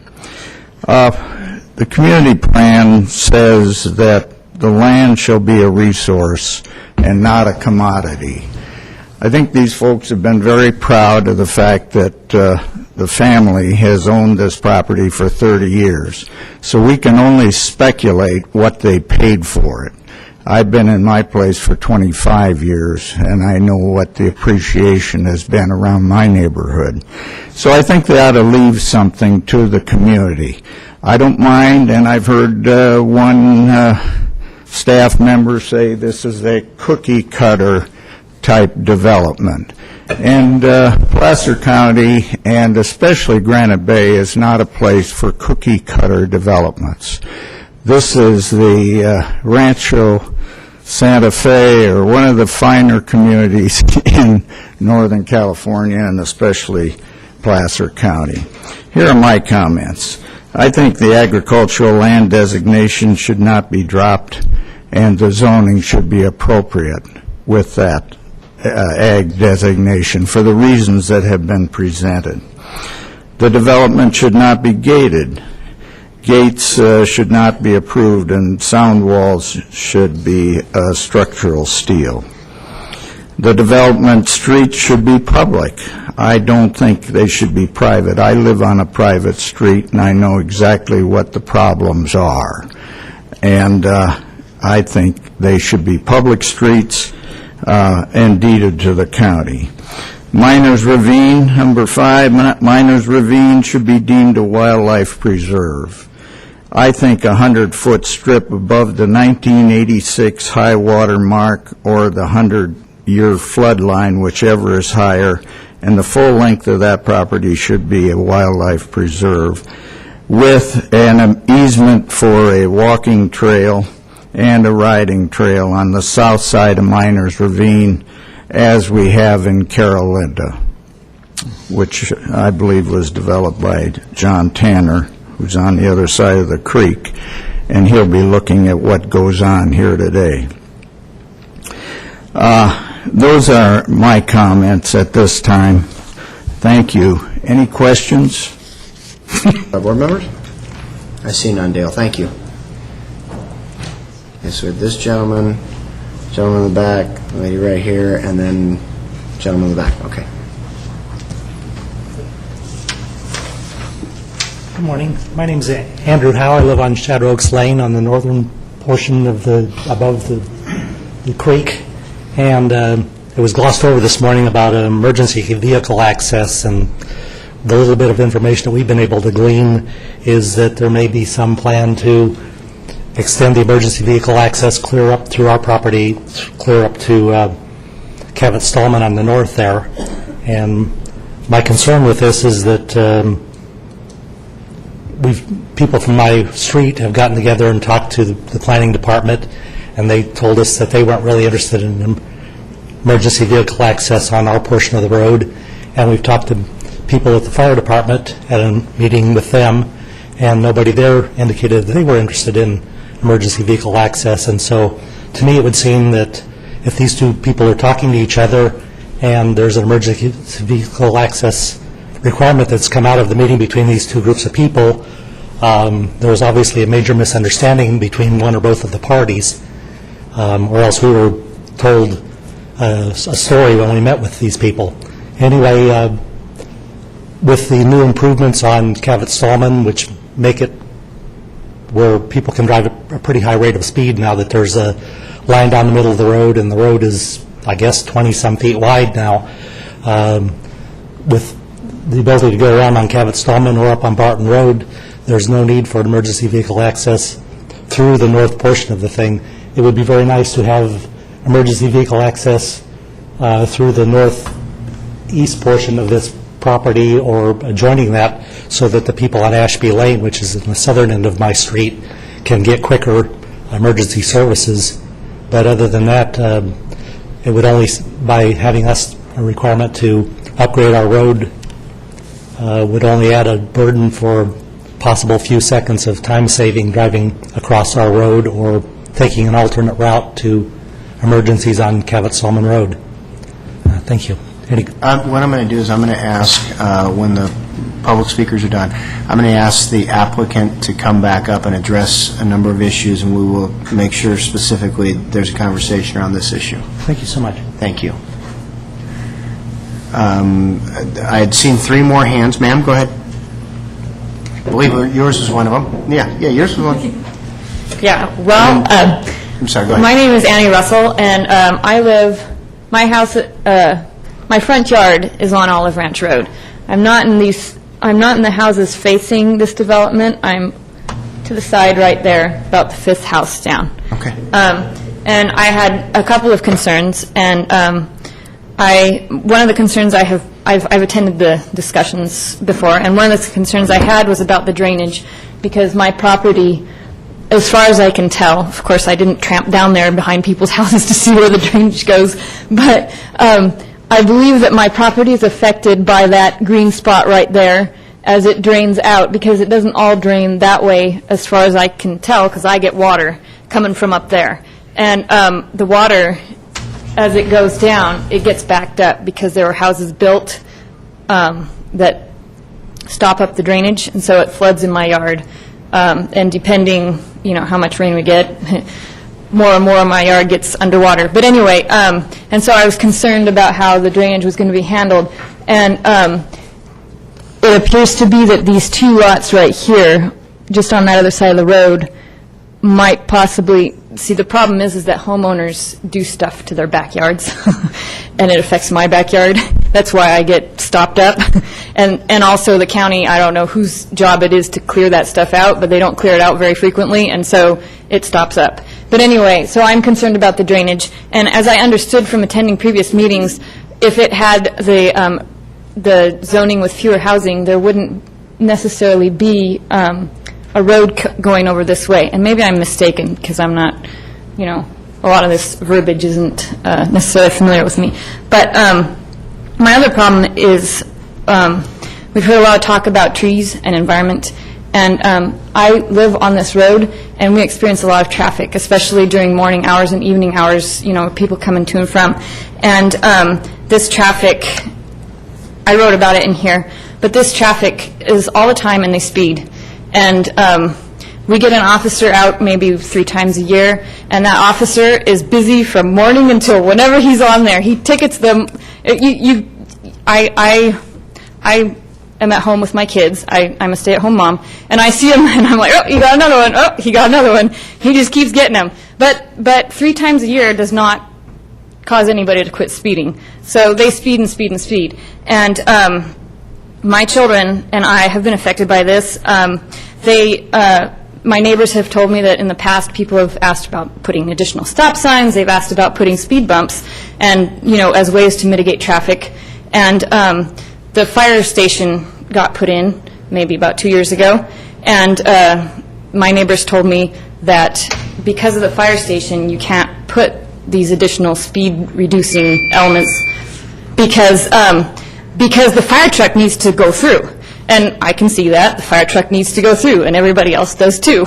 And they speed. And my children and I have been endangered by this speeding.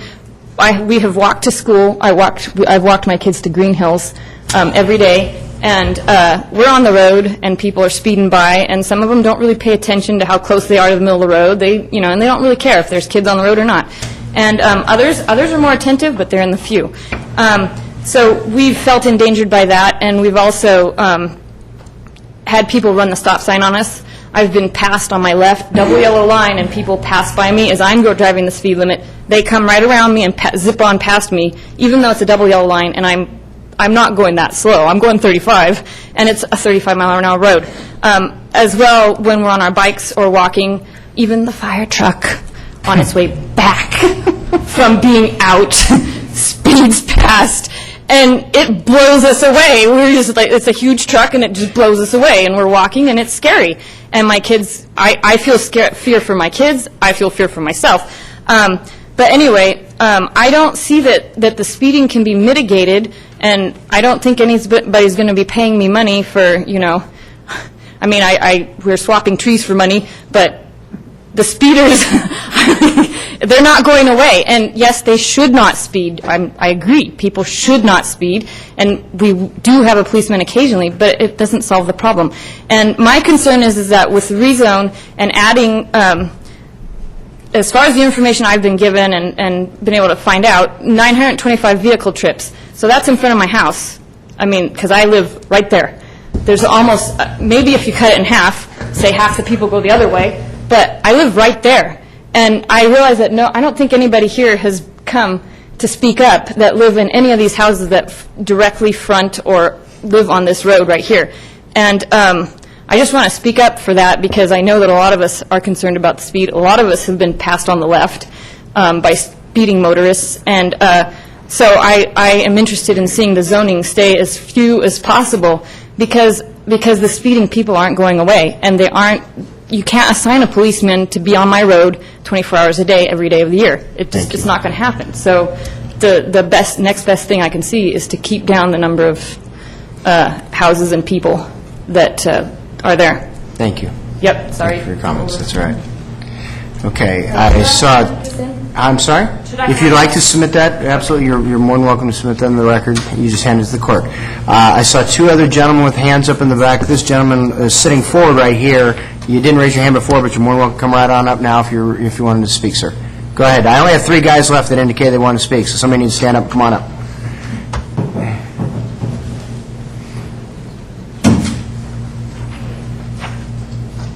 Thank you, Mr. Chairman and members of the board. My name is John Thacker, and I'm a longtime resident of Granite Bay. I'm here to speak in support of the appeal of the Granite Bay Community Association. I would like to address a couple of issues as to which I believe there have been some misconceptions which may have moved the Planning Commission to vote in favor of the rezone. First, it has been argued that in the case of a difference between a community plan and a zoning ordinance, the provisions of the zoning ordinance must give way. I believe this is a misstatement of the law. While it is true that in some cases a community plan will supersede a zoning ordinance, this is only the case where a zoning ordinance is incompatible with the, quote, objectives, policies, general land uses, and programs specified in the plan. And that's a quote from Government Code Section 65860 sub A2. Well, this compatibility requirement does not mean, therefore, that a previously enacted zoning ordinance must be identical with the community plan.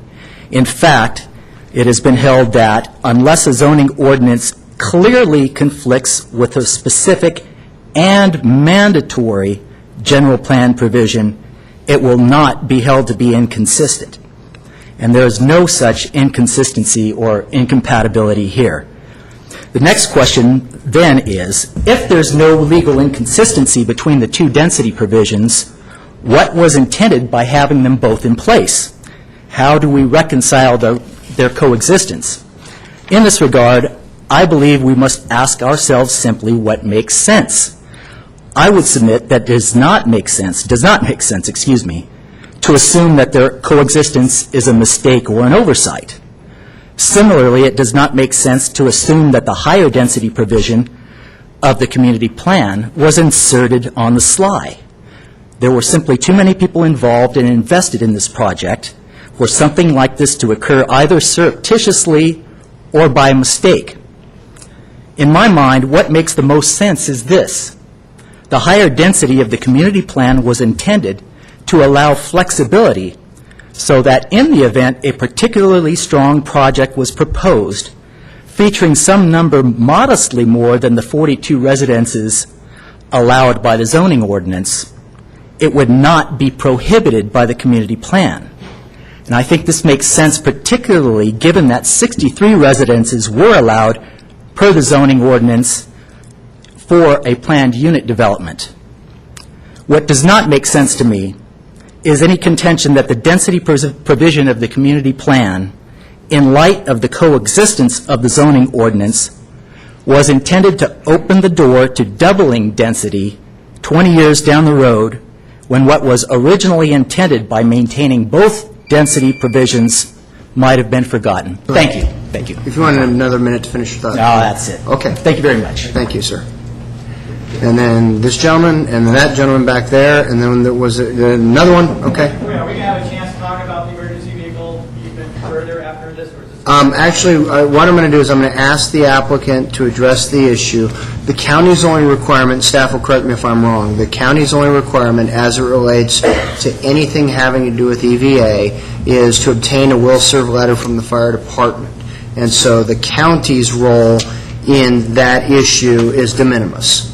So, and again, I'll have the applicant address the issue and have staff address the issue. I think your questions will be answered. Thank you. Yes, sir.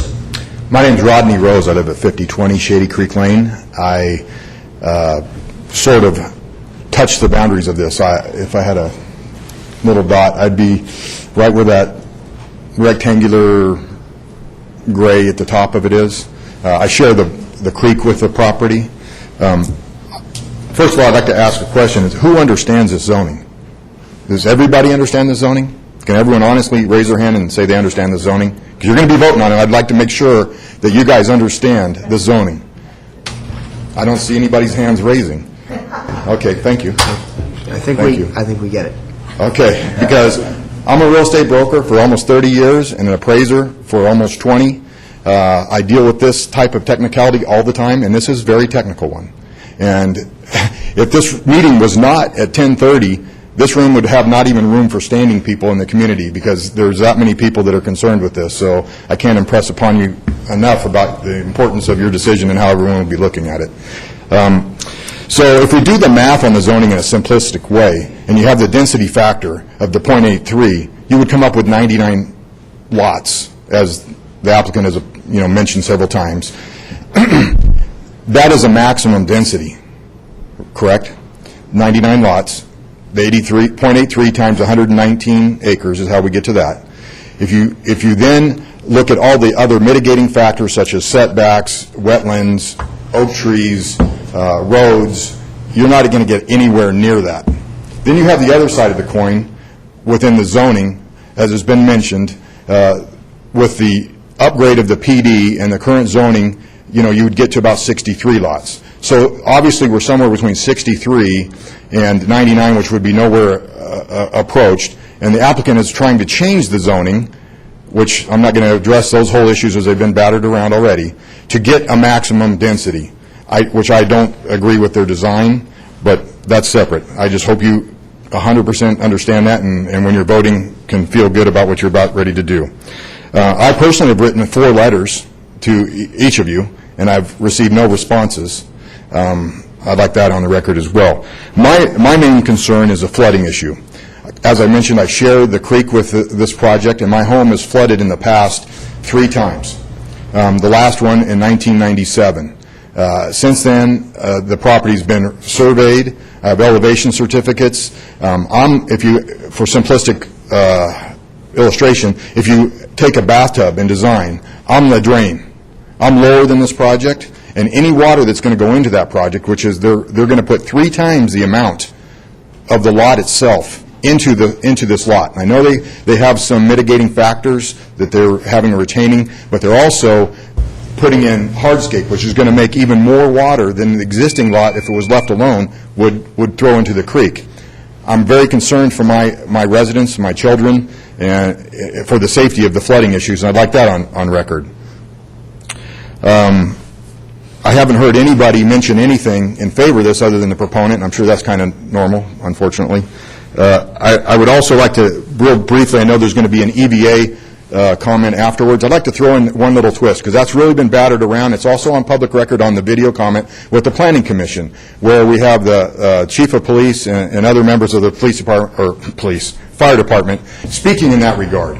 At 2 minutes and 23 seconds into 2 hours and 23 minutes into that hearing, if you'd like to reference it real quickly, you'll hear the comments that it does state, and there's other articles which have been passed around through this process, stating that the EVA is part of this development. I know it's been mitigated out a little bit, and mitigating is my next point. The EIR was done for this project to include the EVA for South Shadow Oaks. How they can, I know it's not part of the project, it's part of the project, but it is part of the project in that regard to have the EVA and included in the EIR. However, they want the EVA to go through the South Shadow Oaks Road, which is the northern portion of it, and that's not included in the EIR. So they need to redo the EIR to include that if that's going to be part of the issue. So I have the flood issue, design issue, and the EVA. Any questions that I can answer? Yes. Mr. Rose? Yes. Did Brian Jagger from my office not talk with you on both Thursday and Friday of last week? He talked to me on Friday, I believe, and also yesterday. Okay. So you said that you've received no response from our offices. Mr. Jagger informed me personally of conversations he's been having with you. So They were minimal discussions because we didn't have enough time allocation to do so. I was just hoping that I'd written letters in July and in August that I would have gotten, some response sooner than that phone call. He did not call me, just for the record. I called him, and I had called prior to that, but I did get to talk to him, yes, on Friday. All right, thank you. And Mr. Jagger and I, which I knew about this, Mr. Jagger and I have been in communication about your concerns, and we did receive your letter, and he relayed your conversation to me. So I just want you to know that we did have. Thank you. Thank you. Anyone else? I see none others. Thank you. Thank you. Yes, please, go ahead, Dale. You just want to submit that in the record. Thank you very much. Go ahead. Come on up, sir. He's just submitting his letter. Was there anybody else that wanted to use their 3 minutes after this gentleman's done? You do, sir? Okay, go ahead. Good morning, almost afternoon. Yeah. Thank you for taking the time to meet with us today. My name is John Riga. I live on Shadow Oaks Lane. And there's just two issues that I want to comment to. One, first is the EVA that has been kicked around quite a bit in past months and weeks. And after speaking with the fire chief, Tony Corrado. Yes. Is that right? That's Tony Corrado. Yes. And the developer, the owner, and their counsel, I have a certain comfort with the fact that that situation has been mitigated. It's not record, it's not committed to by any one agency, but by everybody's assertion, the EVA is not going to come to the north side of Shadow Oaks Lane. It will stay to the south, joining Olive Ranch Road. Certainly, North Shadow Oaks is a very rural, winding road, and it was commented on earlier. I've driven this a couple of times myself, and along with the improvement on Cabot-Stallman Road, the route is actually almost identical if you take Olive Ranch down to Cabot-Stallman and circle around. For emergency equipment, fire trucks, given the nature of North Shadow Oaks Lane and the way it's designed, it's dangerous, it's slow, and doesn't really prove to be of any benefit. So my concern is I have 2 young kids, and there are other young kids in that neighborhood. Any emergency vehicle that is responding to an emergency would run the risk of harming those kids, and it's not a good road to use in its current condition. The concern moving forward with that is if there were an EVA designation, the cost to improve that road, if it was mandated, who would suffer those costs? Who would have to pay those costs? The homeowners. It's a private lane. So all these issues have come up, and I'd like that to be a record that the homeowners I've talked to, which are most of them on Shadow Oaks Lane, North Shadow Oaks, are opposed to making that a certified EVA lane, but we do certainly want to have access to emergency and fire equipment should that arise. The other issue that I want to comment on is the gate entrance on Olive Ranch Road. And certainly if you've ever been down to the ravine, down to Miners Ravine in the creek, it's a beautiful area. It's a natural area. It has a lot of wonderful things about it. If gates are not allowed on the project, it's going to be a disaster down there. Gates, I think, almost are prerequisite and essential to preserving that area. If that's open to the public, you're going to have the high school kids and others going down there on Friday nights and Saturday nights and other times using that as their gathering spot. And God only knows the condition that it could be left in after months and years of public access. Gates are essential to preserve that. If there's an issue with the property owners on Olive Ranch Road, possibly there could be some type of agreement to allow the immediate neighbors on the north side of Olive Ranch access through those gates. Is that my 3 minutes? Go ahead and complete your thought, though. Go ahead. To allow them access, to give them the enjoyment of that area as well. My property, actually, it's a 5-acre piece on Shadow Oaks Lane, and Miners Ravine runs right through the middle of it. So I have a piece, my property is on both sides of the ravine, and I've walked the ravine to the east and west, and it's a beautiful, beautiful area, and everything should be done to enable this development to move forward and do it in a responsible way, allowing for the residents of the immediate area to enjoy that, but not be open to the public. You have people traveling from Citrus Heights, from Orangevale, from North Highlands. Once they learn that's available, and I just can't stress enough my feelings on allowing gates to go into the project if not for the benefit of the homeowners and their security, certainly for the benefit of the creek. Any questions? I see none. Thank you very much. Sir? And then, as this gentleman's coming forward, is there anybody else that wishes to address the board? I think we've gotten through most of the folks that are here. So, Also change that back to the aerial map. absolutely. Would you please change the map back to the aerial?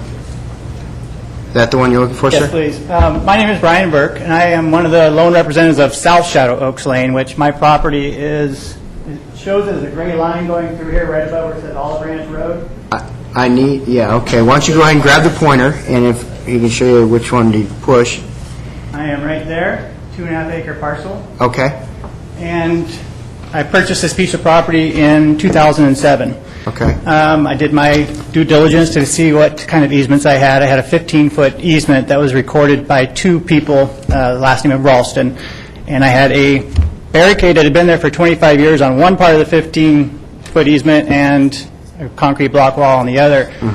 When this project started, I was approached by one of the fire department members who said that this development was looking for some sort of mitigation not to put a easement across their portion of their parcel over to Cabot Stallman because it would have required a bridge and then purchase an easement through the other property over to Cabot Stallman. Fire department came to me and said, you know, you guys pretty much have kind of a road here. Could we work something out? I said, we encourage it. So first of all, I want to be clear. I do not oppose the development. I do not oppose the EVA. I actually encourage it. The neighbors, after I purchased the property, I found out I was in this whole Hatfield and McCoy's thing between the north side and my 8 homes on the south side. So through the time, my neighbor across the way has a 30-foot, there's a presumed 30-foot easement that's been this, people have been blocking it from keeping the north and the south for 25 years. I talked to my neighbor. He said, yes, we'll let, if the creek floods, emergency vehicles can go over, and if there's an emergency vehicles can go through. We would blade it through, so on and so forth. So we agreed to all that. The developers then came to my neighbor who has the 30-foot easement. They reached an agreement, recorded it with myself and the 2 other properties on the west side of my road, and this easement has now been recorded. Since then, everything has stalled. The reason I'm here today is in the last 45 days, I've now been sued along with South Placer Fire and the 3 neighbors on the west side to have access for the neighbors on the north side. Now we're going to have this nice paved road and gates that the developer has so graciously offered to us. They want access to come through. He doesn't understand that it was supposed to be a one-way street for emergency vehicles to go through our property, basically right in front of my house and my neighbors to get to these other neighbors. Well, he sued us to have it be basically a thoroughfare. There's nothing in the developer's offer that forces us to put these gates in. So if we've now let the neighbors from the north to come through, we go through, it creates, as you can probably see, a thoroughfare which everyone else can use from Olive Ranch Road over to Cabot Stallman. So I guess what I'm asking for today is that maybe the South Placer Fire attorneys stand up and help us fight this easement dispute so we can create the emergency vehicle access. 99% of the people on the north side do not want this to be a thoroughfare. The one person who has litigation against myself, which is now costing me money to fight, something I've already approved and agreed to verbally with the fire department, is now costing me money to fight. And I'd like to see some support from the developers and from the fire district to help us create this and fight this neighbor, because if we open the door for him, we've opened the door for everybody in the county. Thank you very much. All right. Is there anybody else from the public that wishes to address the board at this time? Okay. We'll go ahead and close public hearing, bring it back to the board. A number of questions were raised in regard to, obviously, the emergency vehicle access, drainage, flooding, whether it's on-site or off-site. I believe Mr. Rose lives upstream side of the project, but I'd like to ask the applicant to address those 3 items specifically, and then if there were any other things, final thoughts that the board needed to hear before considering and asking staff questions. Thank you, Mr. Chairman. For the record, Marcus LaDuca, again, for the applicant. Just want to touch on a few comments that were made, just to correct them so the board doesn't have misinformation. There's a request that, or a comment early on that said that we had rezoned the property before, and this is the second shot at the apple. We didn't rezone the property after the community plan update was adopted, the county did. So I just want to make sure that there wasn't a misunderstanding that we're in here yet again.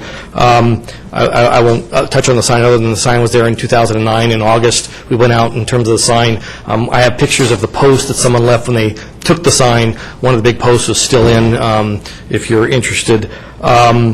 With regard to the density issue that was raised regarding north of Olive Branch Road, if that's the case, then why are there 25,000 square foot lots and 40,000 square foot lots either constructed or allowed on either side of us in terms of the density that we're seeking consistent with the community plan?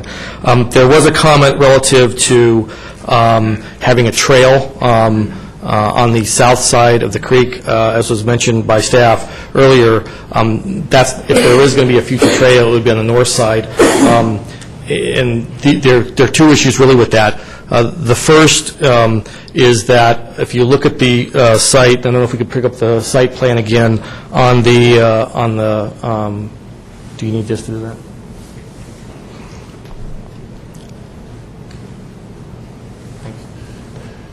A trail on the south side of the ravine. I guess the federal government had their bridge to nowhere, and we could have our trail to nowhere because there's people's backyards at either side. If you go on this side and you go on this side, they're going to people's backyards. So that's why your Parks Department said if there's going to be a trail, it's got to be on the north side. Otherwise, you're running right through people's backyards. And so there was a comment made about pedestrian access. I've worked with law enforcement agencies. I've been on a PAL board for 16 years. Again, if the idea is to have folks be able to go behind people's backyards into the ravine, if there's a law enforcement issue, how do they even know about it? And so, again, the idea was not to have this opened up relative to not just folks in our subdivision, but for these folks down here. Do we need to let them know that, by the way, there's going to be public access and people might be congregating behind their homes? And so that is really the issue in terms of the concern there. On the issue of the drainage, when we had met with Mr. Rose last week, again, this project is subject to the county-wide regulations. You cannot have impacts post-development that exceed what you are in your current state. So that in and of itself, and we've shown that through our studies, that in fact we will not be exceeding county requirements. That's a minimum requirement. If that weren't the case, we wouldn't be before you today because you would not be able to have a project that meets your ordinances. But also in terms of drainage, we're doing two things. We have, again, detention here, and also we're replacing the 3 culverts in Olive Ranch that are not properly sized and putting in 4 culverts. So we're helping overall drainage and flooding in the entire area, and again, still complying with your requirements, and we have drainage, so I think, or have detention. So again, for that issue, we believe that we're not going to create any issues for our neighbors and are actually going to improve conditions in the general area. On the issue of the EVA, and the comment that was made earlier by Mr. Riga, I think, is correct. It's our understanding, both from talking to your staff and the fire chief, that, again, the EVA, and designated EVA route is only on South Shadow Oaks Lane. If you look at page 837 of the draft EIR, that's where it stops. It's just on those 4 parcels that we went and talked to residents and had them record easements in favor of the fire district, not to us, but in favor of the fire district. As a matter of our service, by the fact that we have 2 access points and we meet fire code, we do not need this for purposes of getting sign off for the fire department. We did this to improve overall conditions in the area. We were asked, the fire department has had this issue with property owners to be able to have the legal right to drive on that segment on South Shadow Oaks Lane. And I think part of the problem was we would refer to Shadow Oaks Lane, and you need to refer to South Shadow Oaks Lane, and that's what the EVA is on, and that's what that exhibit, in terms of something in writing, that's what the exhibit shows, that it's just in that area. Let's see. There was one comment said that we had made some argument about the zoning is inconsistent with the community plan. We have not ever said that this is a zoning consistency issue in terms of a conformity issue of the zoning with the community plan. We're asking for a rezone. The zoning, as was stated, sets the very minimum density under the community plan designation, but the Board of Supervisors in 1989 said you could have this land use category in the community plan that, with the density limitation factor, allows 99 lots. There is no dispute on that, and again, we're proposing 89. Hopefully I addressed the comments that were raised or questions that were raised during the discussion. If there are other questions from board members, Mr. Chairman, I'd be happy to try to answer those. Questions by board members of the applicant. Supervisor Rockwell. Marcus, I'm concerned about what the last speaker talked about, the lawsuit. How is that going to be handled? If he's getting sued, he deeded it to the fire district. Maybe that's a question for the fire chief. I don't know. But that concerns me that he did what he thought was the right thing to help the fire. Well, the easement was granted by the property owners on the west side. It was on their portion of South Shadow Oaks Lane. They're the ones that granted the easement over their property, not on the east side. He was located on the east side. But again, the benefit is, the idea has been to not make this a thoroughfare, which is why one of his neighbors, who we worked with to help get the easement so there was no dispute over the fire department having a legal right, included the requirement that we construct gates, do some pavement, and also construct gates. So that was that very reason, because no one wants a cut-through street in their front yard. Mr. Miller, who was one of the ones involved there on the west side, has small children, and he wanted to make sure that there wasn't that issue also. So it's unfortunate that one resident has filed litigation, and basically it appears from what discussions have been over the past couple of years would like a thoroughfare for them as a commute route. It's very unfortunate. Okay, thank you. Other questions of the applicant? Okay, seeing none other questions of staff at this point. I have, sorry, Robert, go ahead. Could staff philosophically walk me through their thought process as it relates to the rezoning? How did you see that within the scheme of the Granite Bay Community Plan? And staff gave a recommendation to rezone to the Planning Commission, correct? Correct. And just a little history about the zoning, and there's been a lot of questions about the zoning and the range allowed in the land use diagram, and my understanding is the original intention of the zoning for that site, which is at the at the lower range that's allowed under the land use diagram, was because of that what it recognized was that this site did have natural resources on site that were of significance, such as the Miners Ravine and the riparian areas and oak woodlands. So the applicant comes in with a project and wants to increase the density and get to the upper range of that. Our consideration was, well, we know what the original intent was, so we want to make sure the original intent is still met, and we believe they did that. The Planning Commission found that they did preserve the major features on site, which is Miners Ravine, some of the riparian areas. There's significant oak tree mitigation to mitigate for oak woodland losses, and the intent is that with these larger lots, which you wouldn't have with a planned development, would preserve a lot of those oak trees, because most likely property owners would want to keep those trees.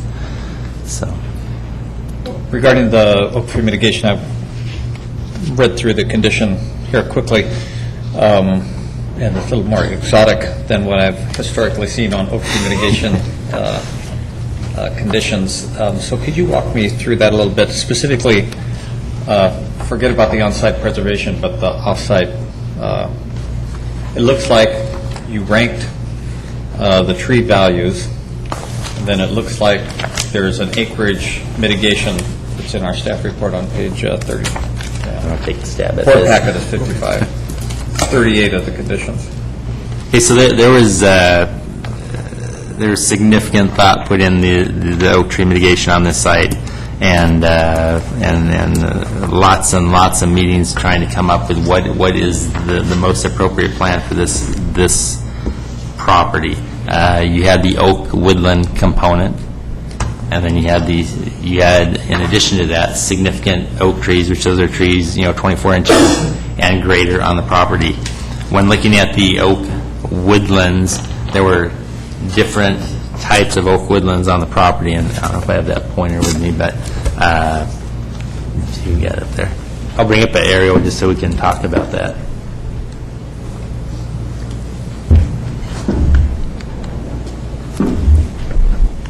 Right, so there's a certain amount of oak woodlands along the Miners Ravine corridor. There's a large oak woodland here, and then also along the western edge of the property.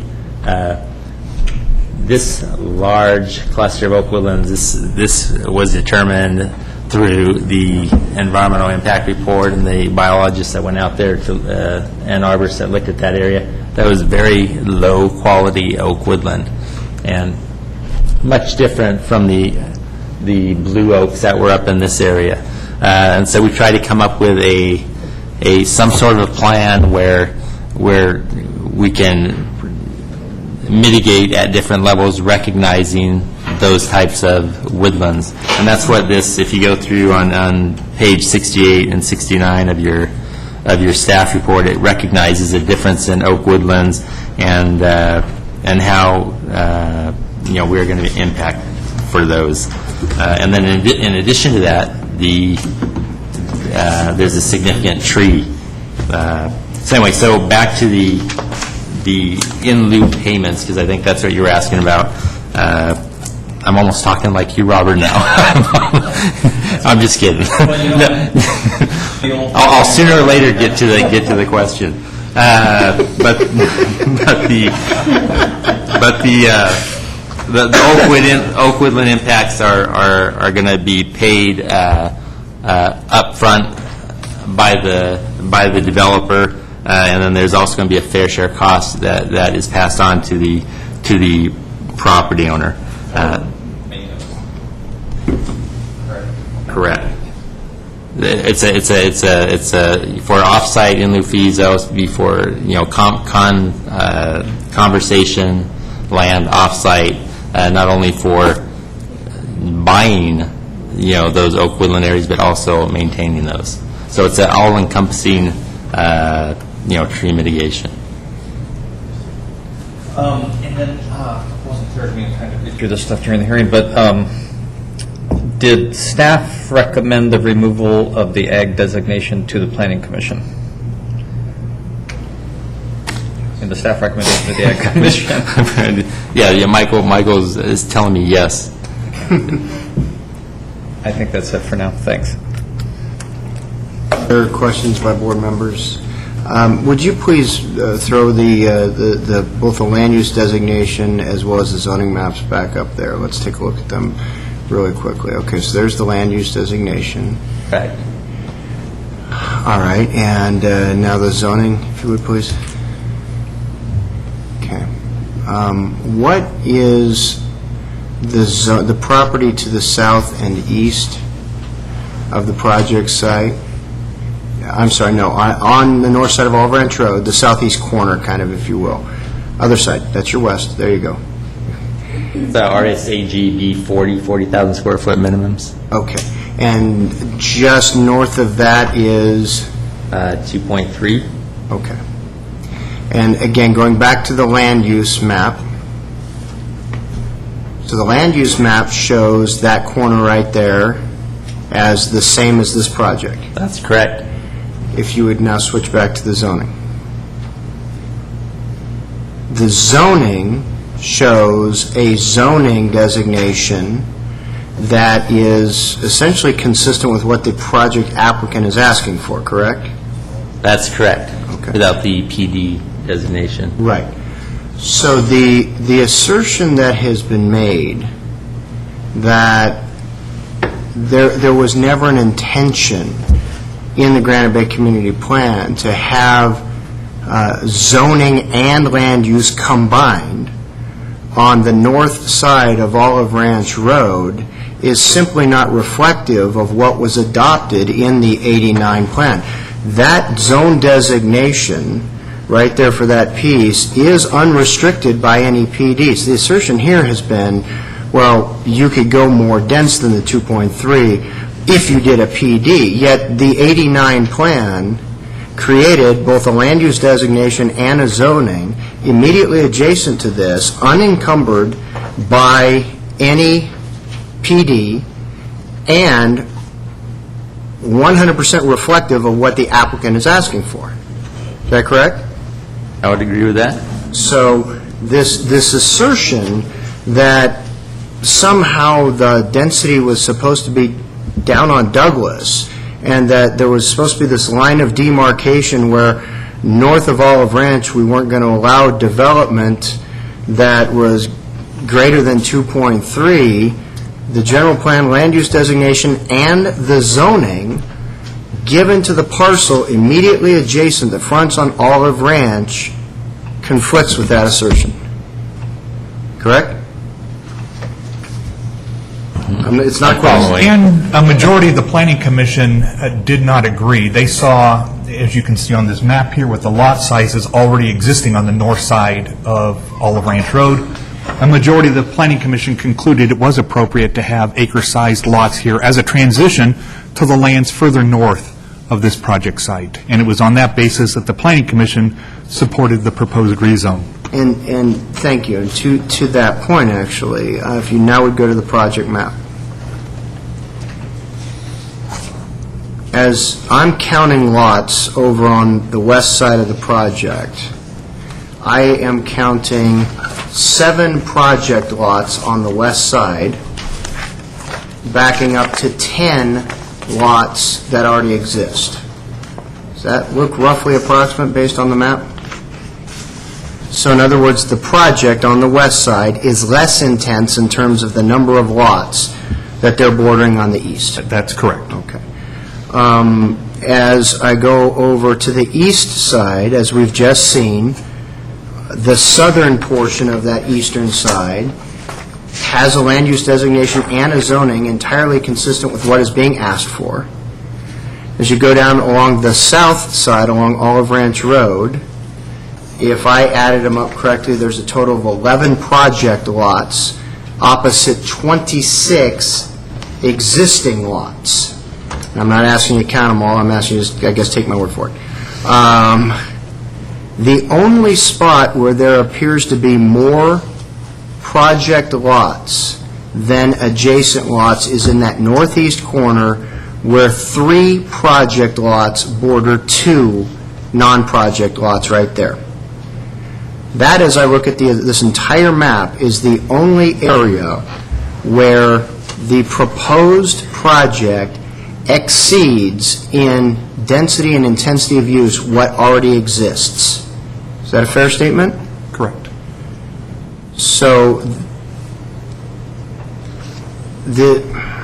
in considering this, and I've had in my 3 meetings with the Community Association, this is exactly what I've come back to in all 3 meetings, is that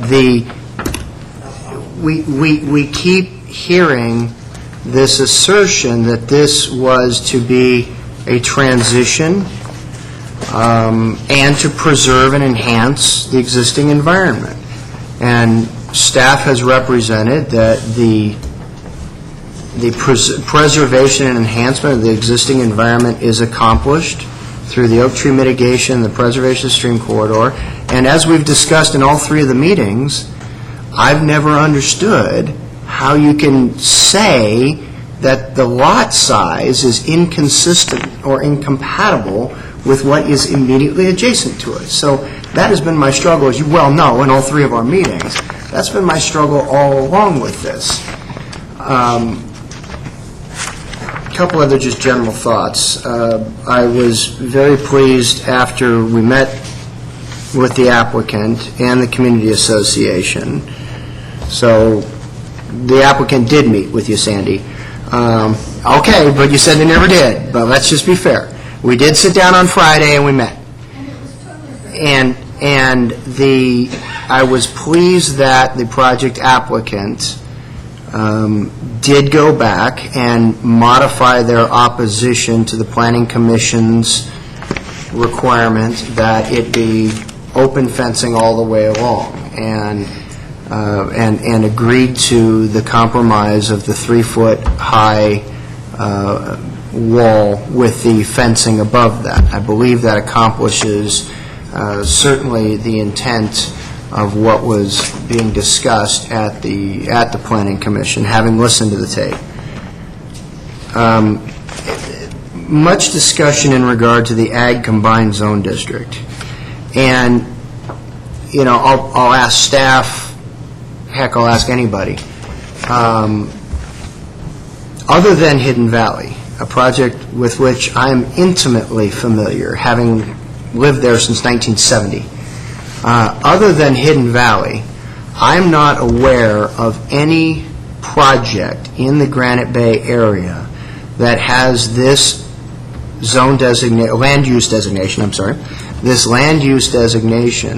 that has this requirement that livestock be allowed or supported or what have you. Is staff aware of anything?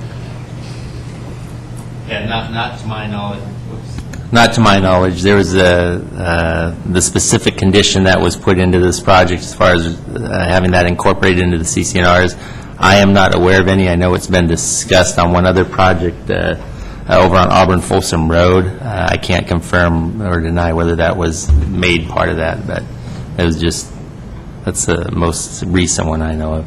Yeah, I don't recall what that was. I mean, I recall when Los Lagos came through, which has the same general plan land use designation, they prohibited livestock, but they were required to have an equestrian trail through there. So I do recall that.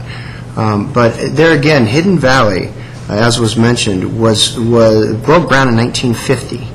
And Hidden Valley actually, Marcus, don't mean to correct you, but Hidden Valley actually has 180 acres of community property, not 130 acres, including Miners Ravine going through it, and 5 common area lakes. And the 180 acres is fenced and cross-fenced for horses. And in fact, there's actually a riding arena in Hidden Valley as it was developed specifically as an equestrian community. In fact, if you look at the map of Hidden Valley, there are only 3 lots out of the, I believe, 150, maybe 160 lots in Hidden Valley.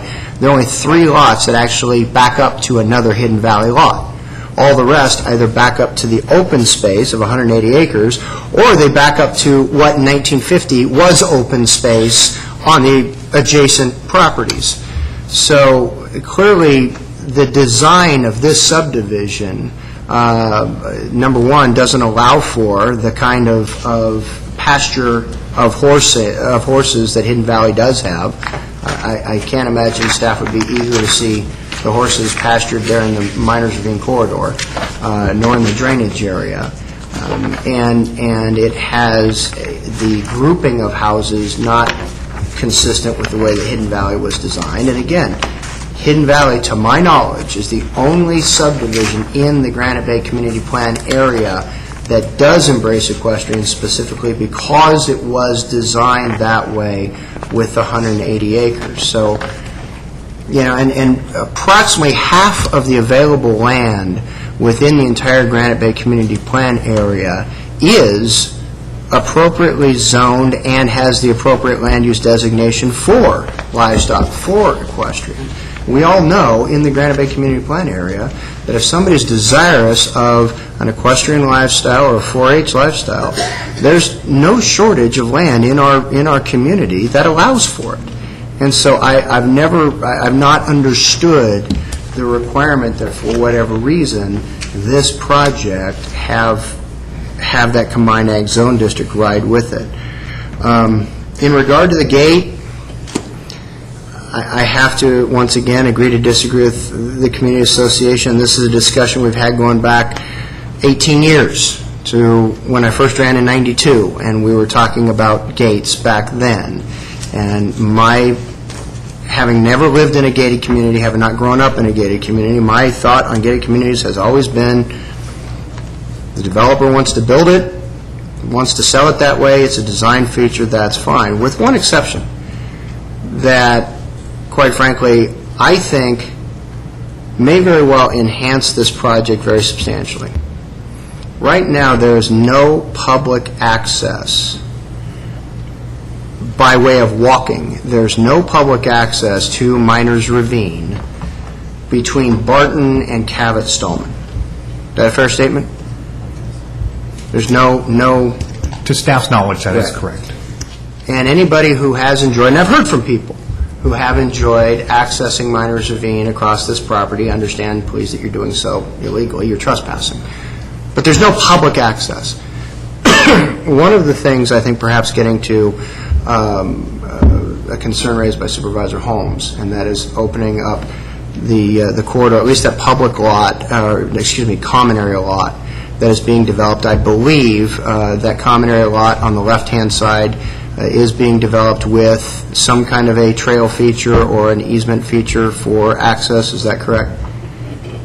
Okay.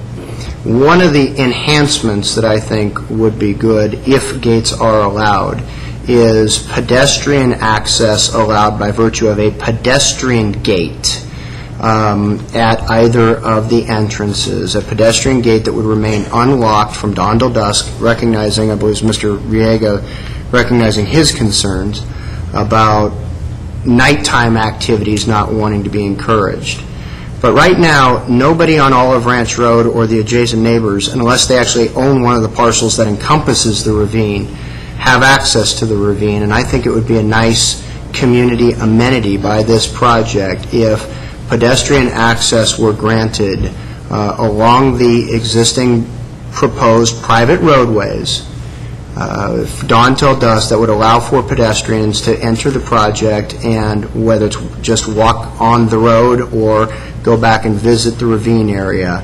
And so if this project is considered for approval, I would request that my colleagues encourage or include such a requirement for dawn till dusk pedestrian access into the community. But with that, it's a conversation we've had innumerable times. I don't see this as being in conflict with the community plan. I see this as being consistent with the community plan. I think it embraces the oak woodlands not only through on-site avoidance, but through off-site mitigation, paying a fee that assumes that they are removing all of the trees. They're going to be paying fees assuming they're going to be removing all the trees when we know, in fact, that they're not going to be removing all the trees. On-site mitigation for those trees that are removed. The embracing of the stream corridor, but just the lot sizes of the surrounding and this project. As Sandy noted, it is an infill project, and she said it's infill that should be designed to fit the neighborhood. I don't know, other than the two lots on the northeasternmost corner, it fits every other adjacent property. It's bigger than every other adjacent property. And so I don't know how you could have a project that meets that description any better. So just share those thoughts, and I saw Supervisor Wygant's light come on first. I just have another couple of technical questions, so I apologize, EJ. The ag designation, if I'm reading the staff report to the Planning Commission properly, there is ag designation still on properties to the north, east, and west, but not to the south. Is that correct? That is correct, Robert. Everything, everything in green along here, that has ag combining district, both on the west side, east side. This kind of light purple area, although it doesn't have the ag combining district, they're all zoned residential agricultural properties. So, as you said, pretty much everything north of Olive Ranch Road does have that designation. So on the west side, that's built out, correct? Correct. And so is there a condition then that precludes livestock on that project? Not to my knowledge. There's not. And as much for the record as anything else, I guess, over all these years, I know that there have been real conflicts in projects that may not provide for livestock, which I don't know how important that is on this particular project, but clearly if there are trails and equestrian use of those trails over projects that preclude livestock, there have been conflicts with horse users where they're appropriately cited, being able to continue to use those projects because some of the projects who don't want livestock also don't want the trails, and so they'll provide for landscaping to encroach upon those or some other methods by which it makes it more difficult for particularly equestrians to continue to use. But there aren't any equestrian trails on this project, right, that continue?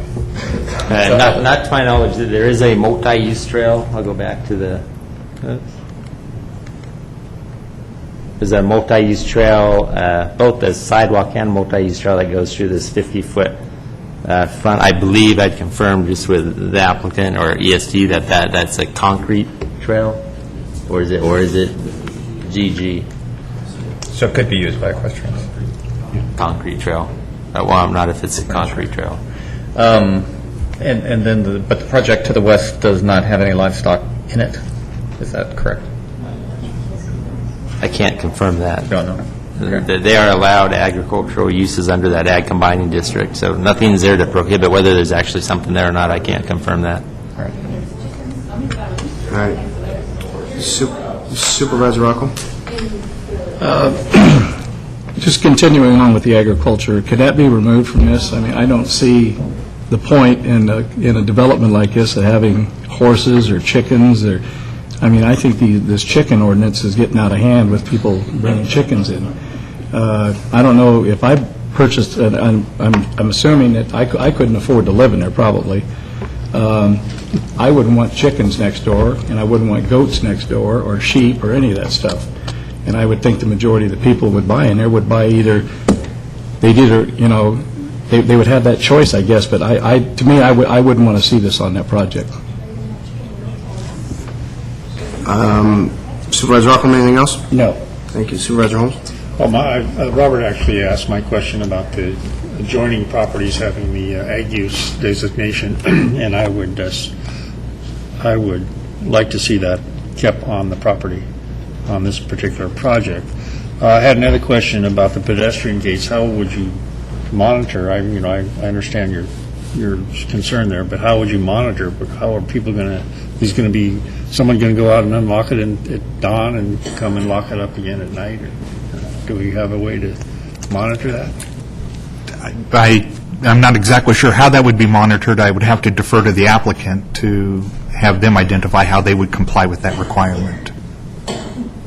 Do you have a question of the applicant want to address the concern expressed by the supervisor? I believe you'd probably do it electronically, so it would just, time on, time off.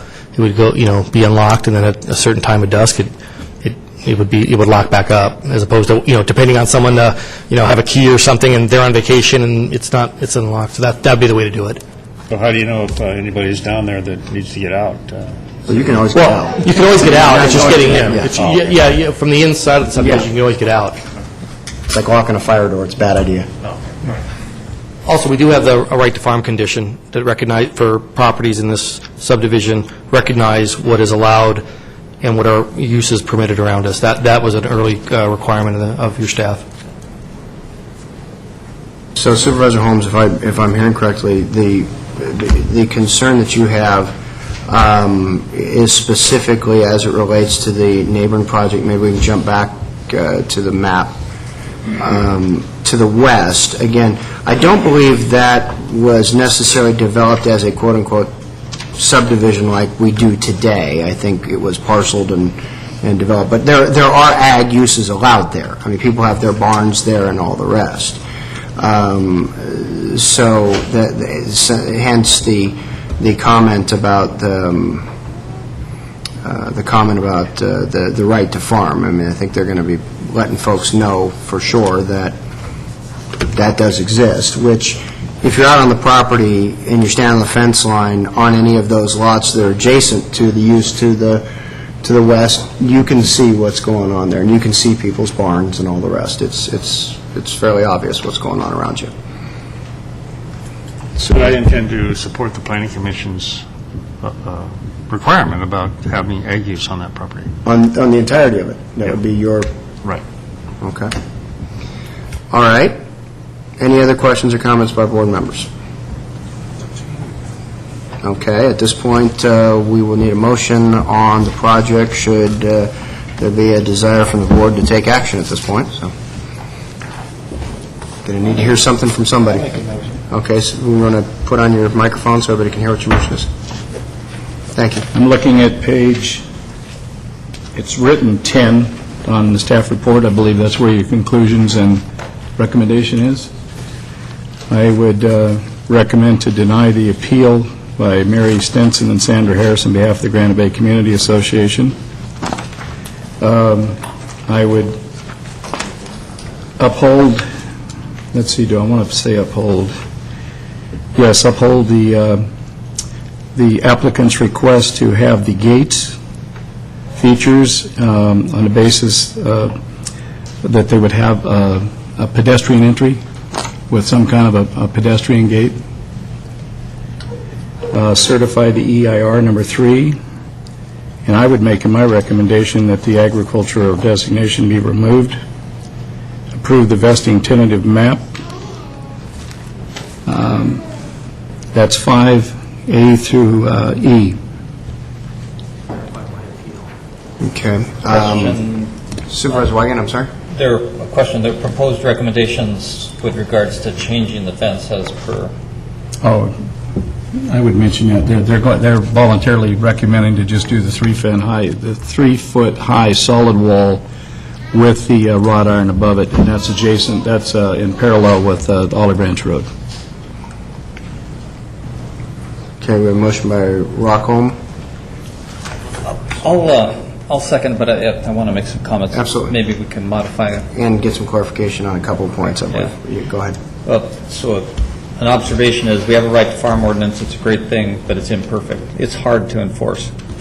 If you have 3,000 people complaining about an ag operator and you've got one ag operator politically, it's pretty obvious as to what the outcome of that is going to be.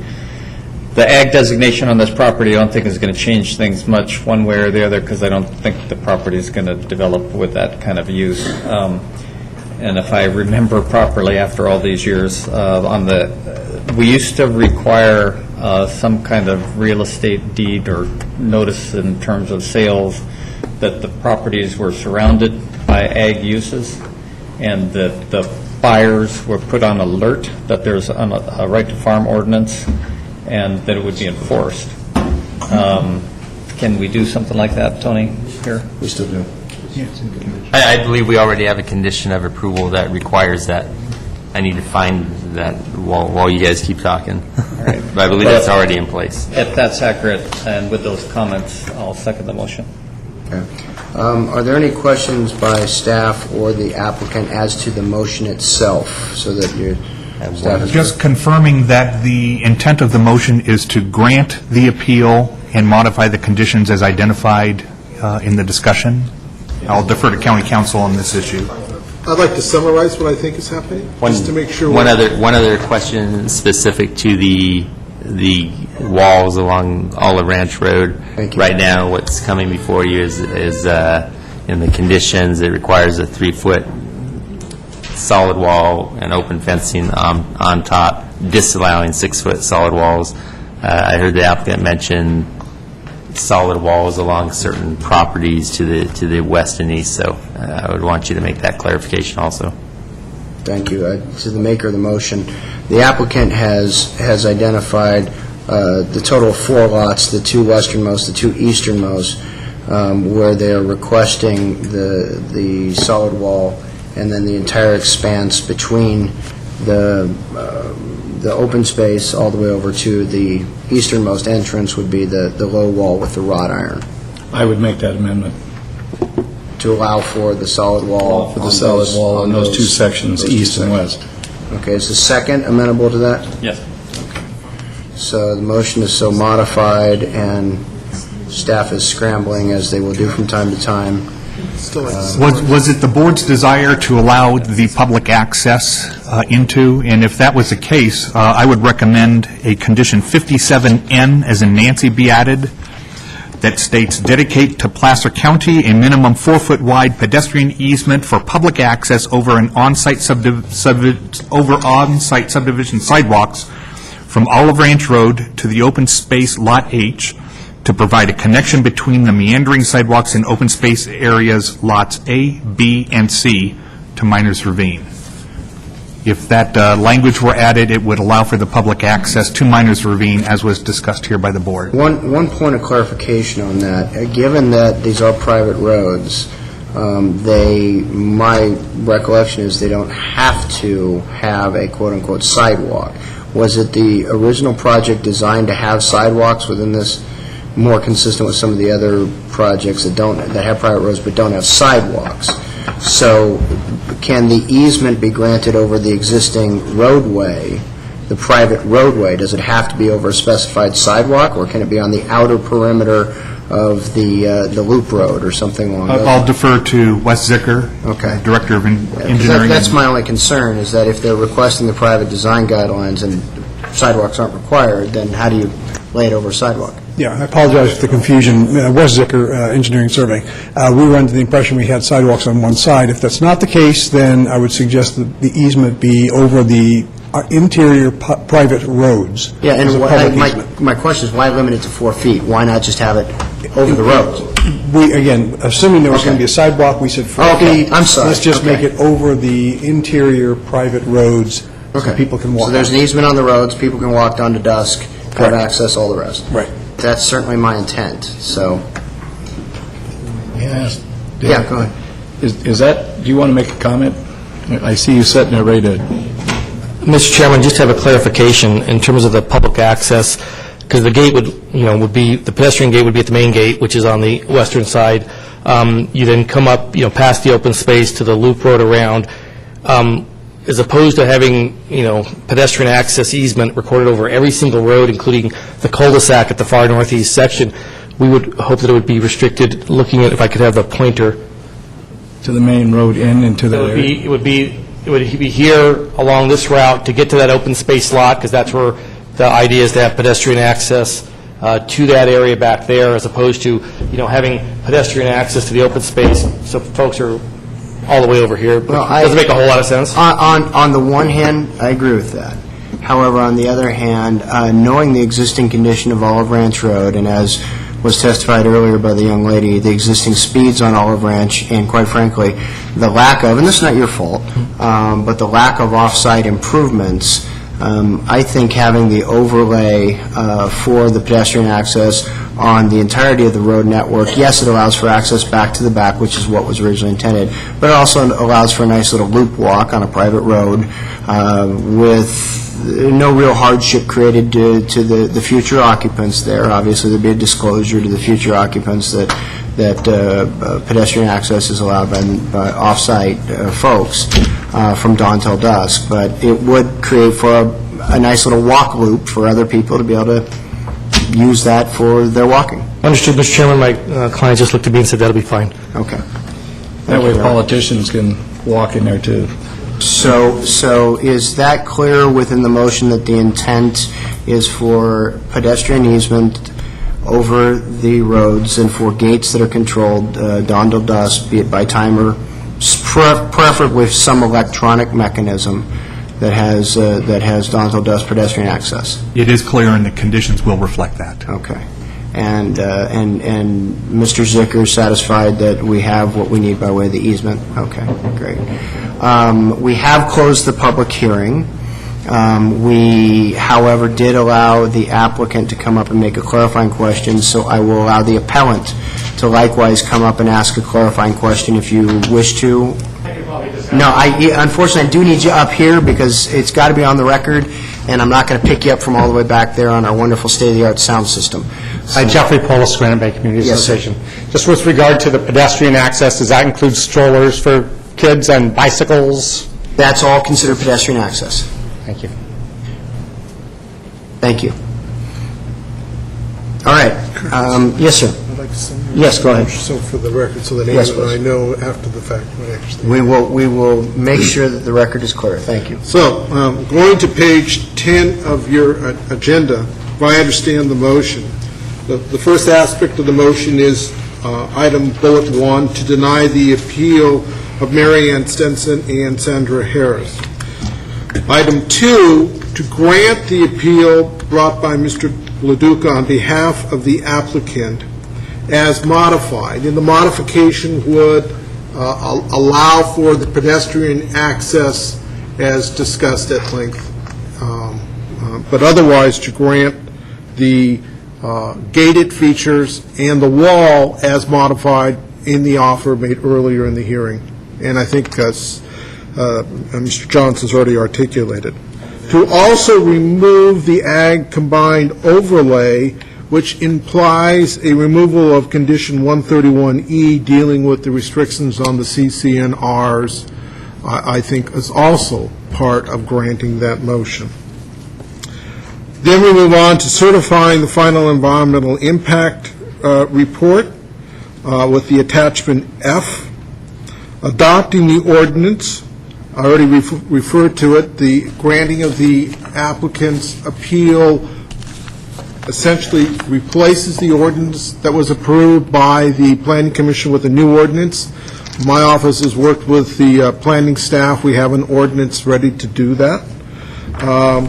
That would also require granting the variance, and the record will reflect that the variance was granted. We probably need findings for the variance that weren't in originally, and I think we were agreeing to adopt the findings which were in the Planning Commission's findings, which I'm told are on page 26 to 27. And if there are additional findings, the record will reflect the findings that were proposed to the Planning Commission on this issue.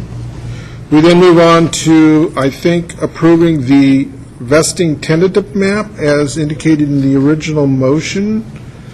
I think we've gotten all the little fixes articulated with regards to the pedestrian access. There haven't been any other substantive changes to the maps or the conditions, and if I got it summarized right, if not, somebody want to raise their hand real quick? No, I will ask the maker of the motion, is that an accurate reflection of? Yes, and that did include the rezoning too, correct? Yes. Okay. Yes. Yes, that- And I'm assuming, in response to Supervisor Wygant's question, that EJ does have a condition already in there with regards to notifying the neighbors about the right to farm ordinance.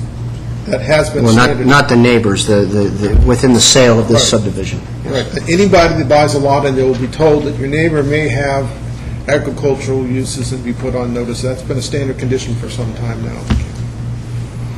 And just by way of clarification, although you didn't mention it, the motion, I think, and the second did concur in regard to complete open fencing, combination open fencing and wall as reflected on what was requested by the applicant. Yes. Okay. All right, so the maker of the motion, the second concur with council's summary of what was intended there? Okay. Any final comments before I call for a roll call? Seeing none, roll call vote, please. Rockholm? Yes. Wygant? Yes. Holmes? No. Euler? Aye. Okay, that concludes the regular actions of the board under our agenda. We do have closed session items that we will adjourn to, and council will speak to that. The board will take up the items on page 2 of its agenda, item number 5. There's one litigation matter and perhaps some discussion about labor.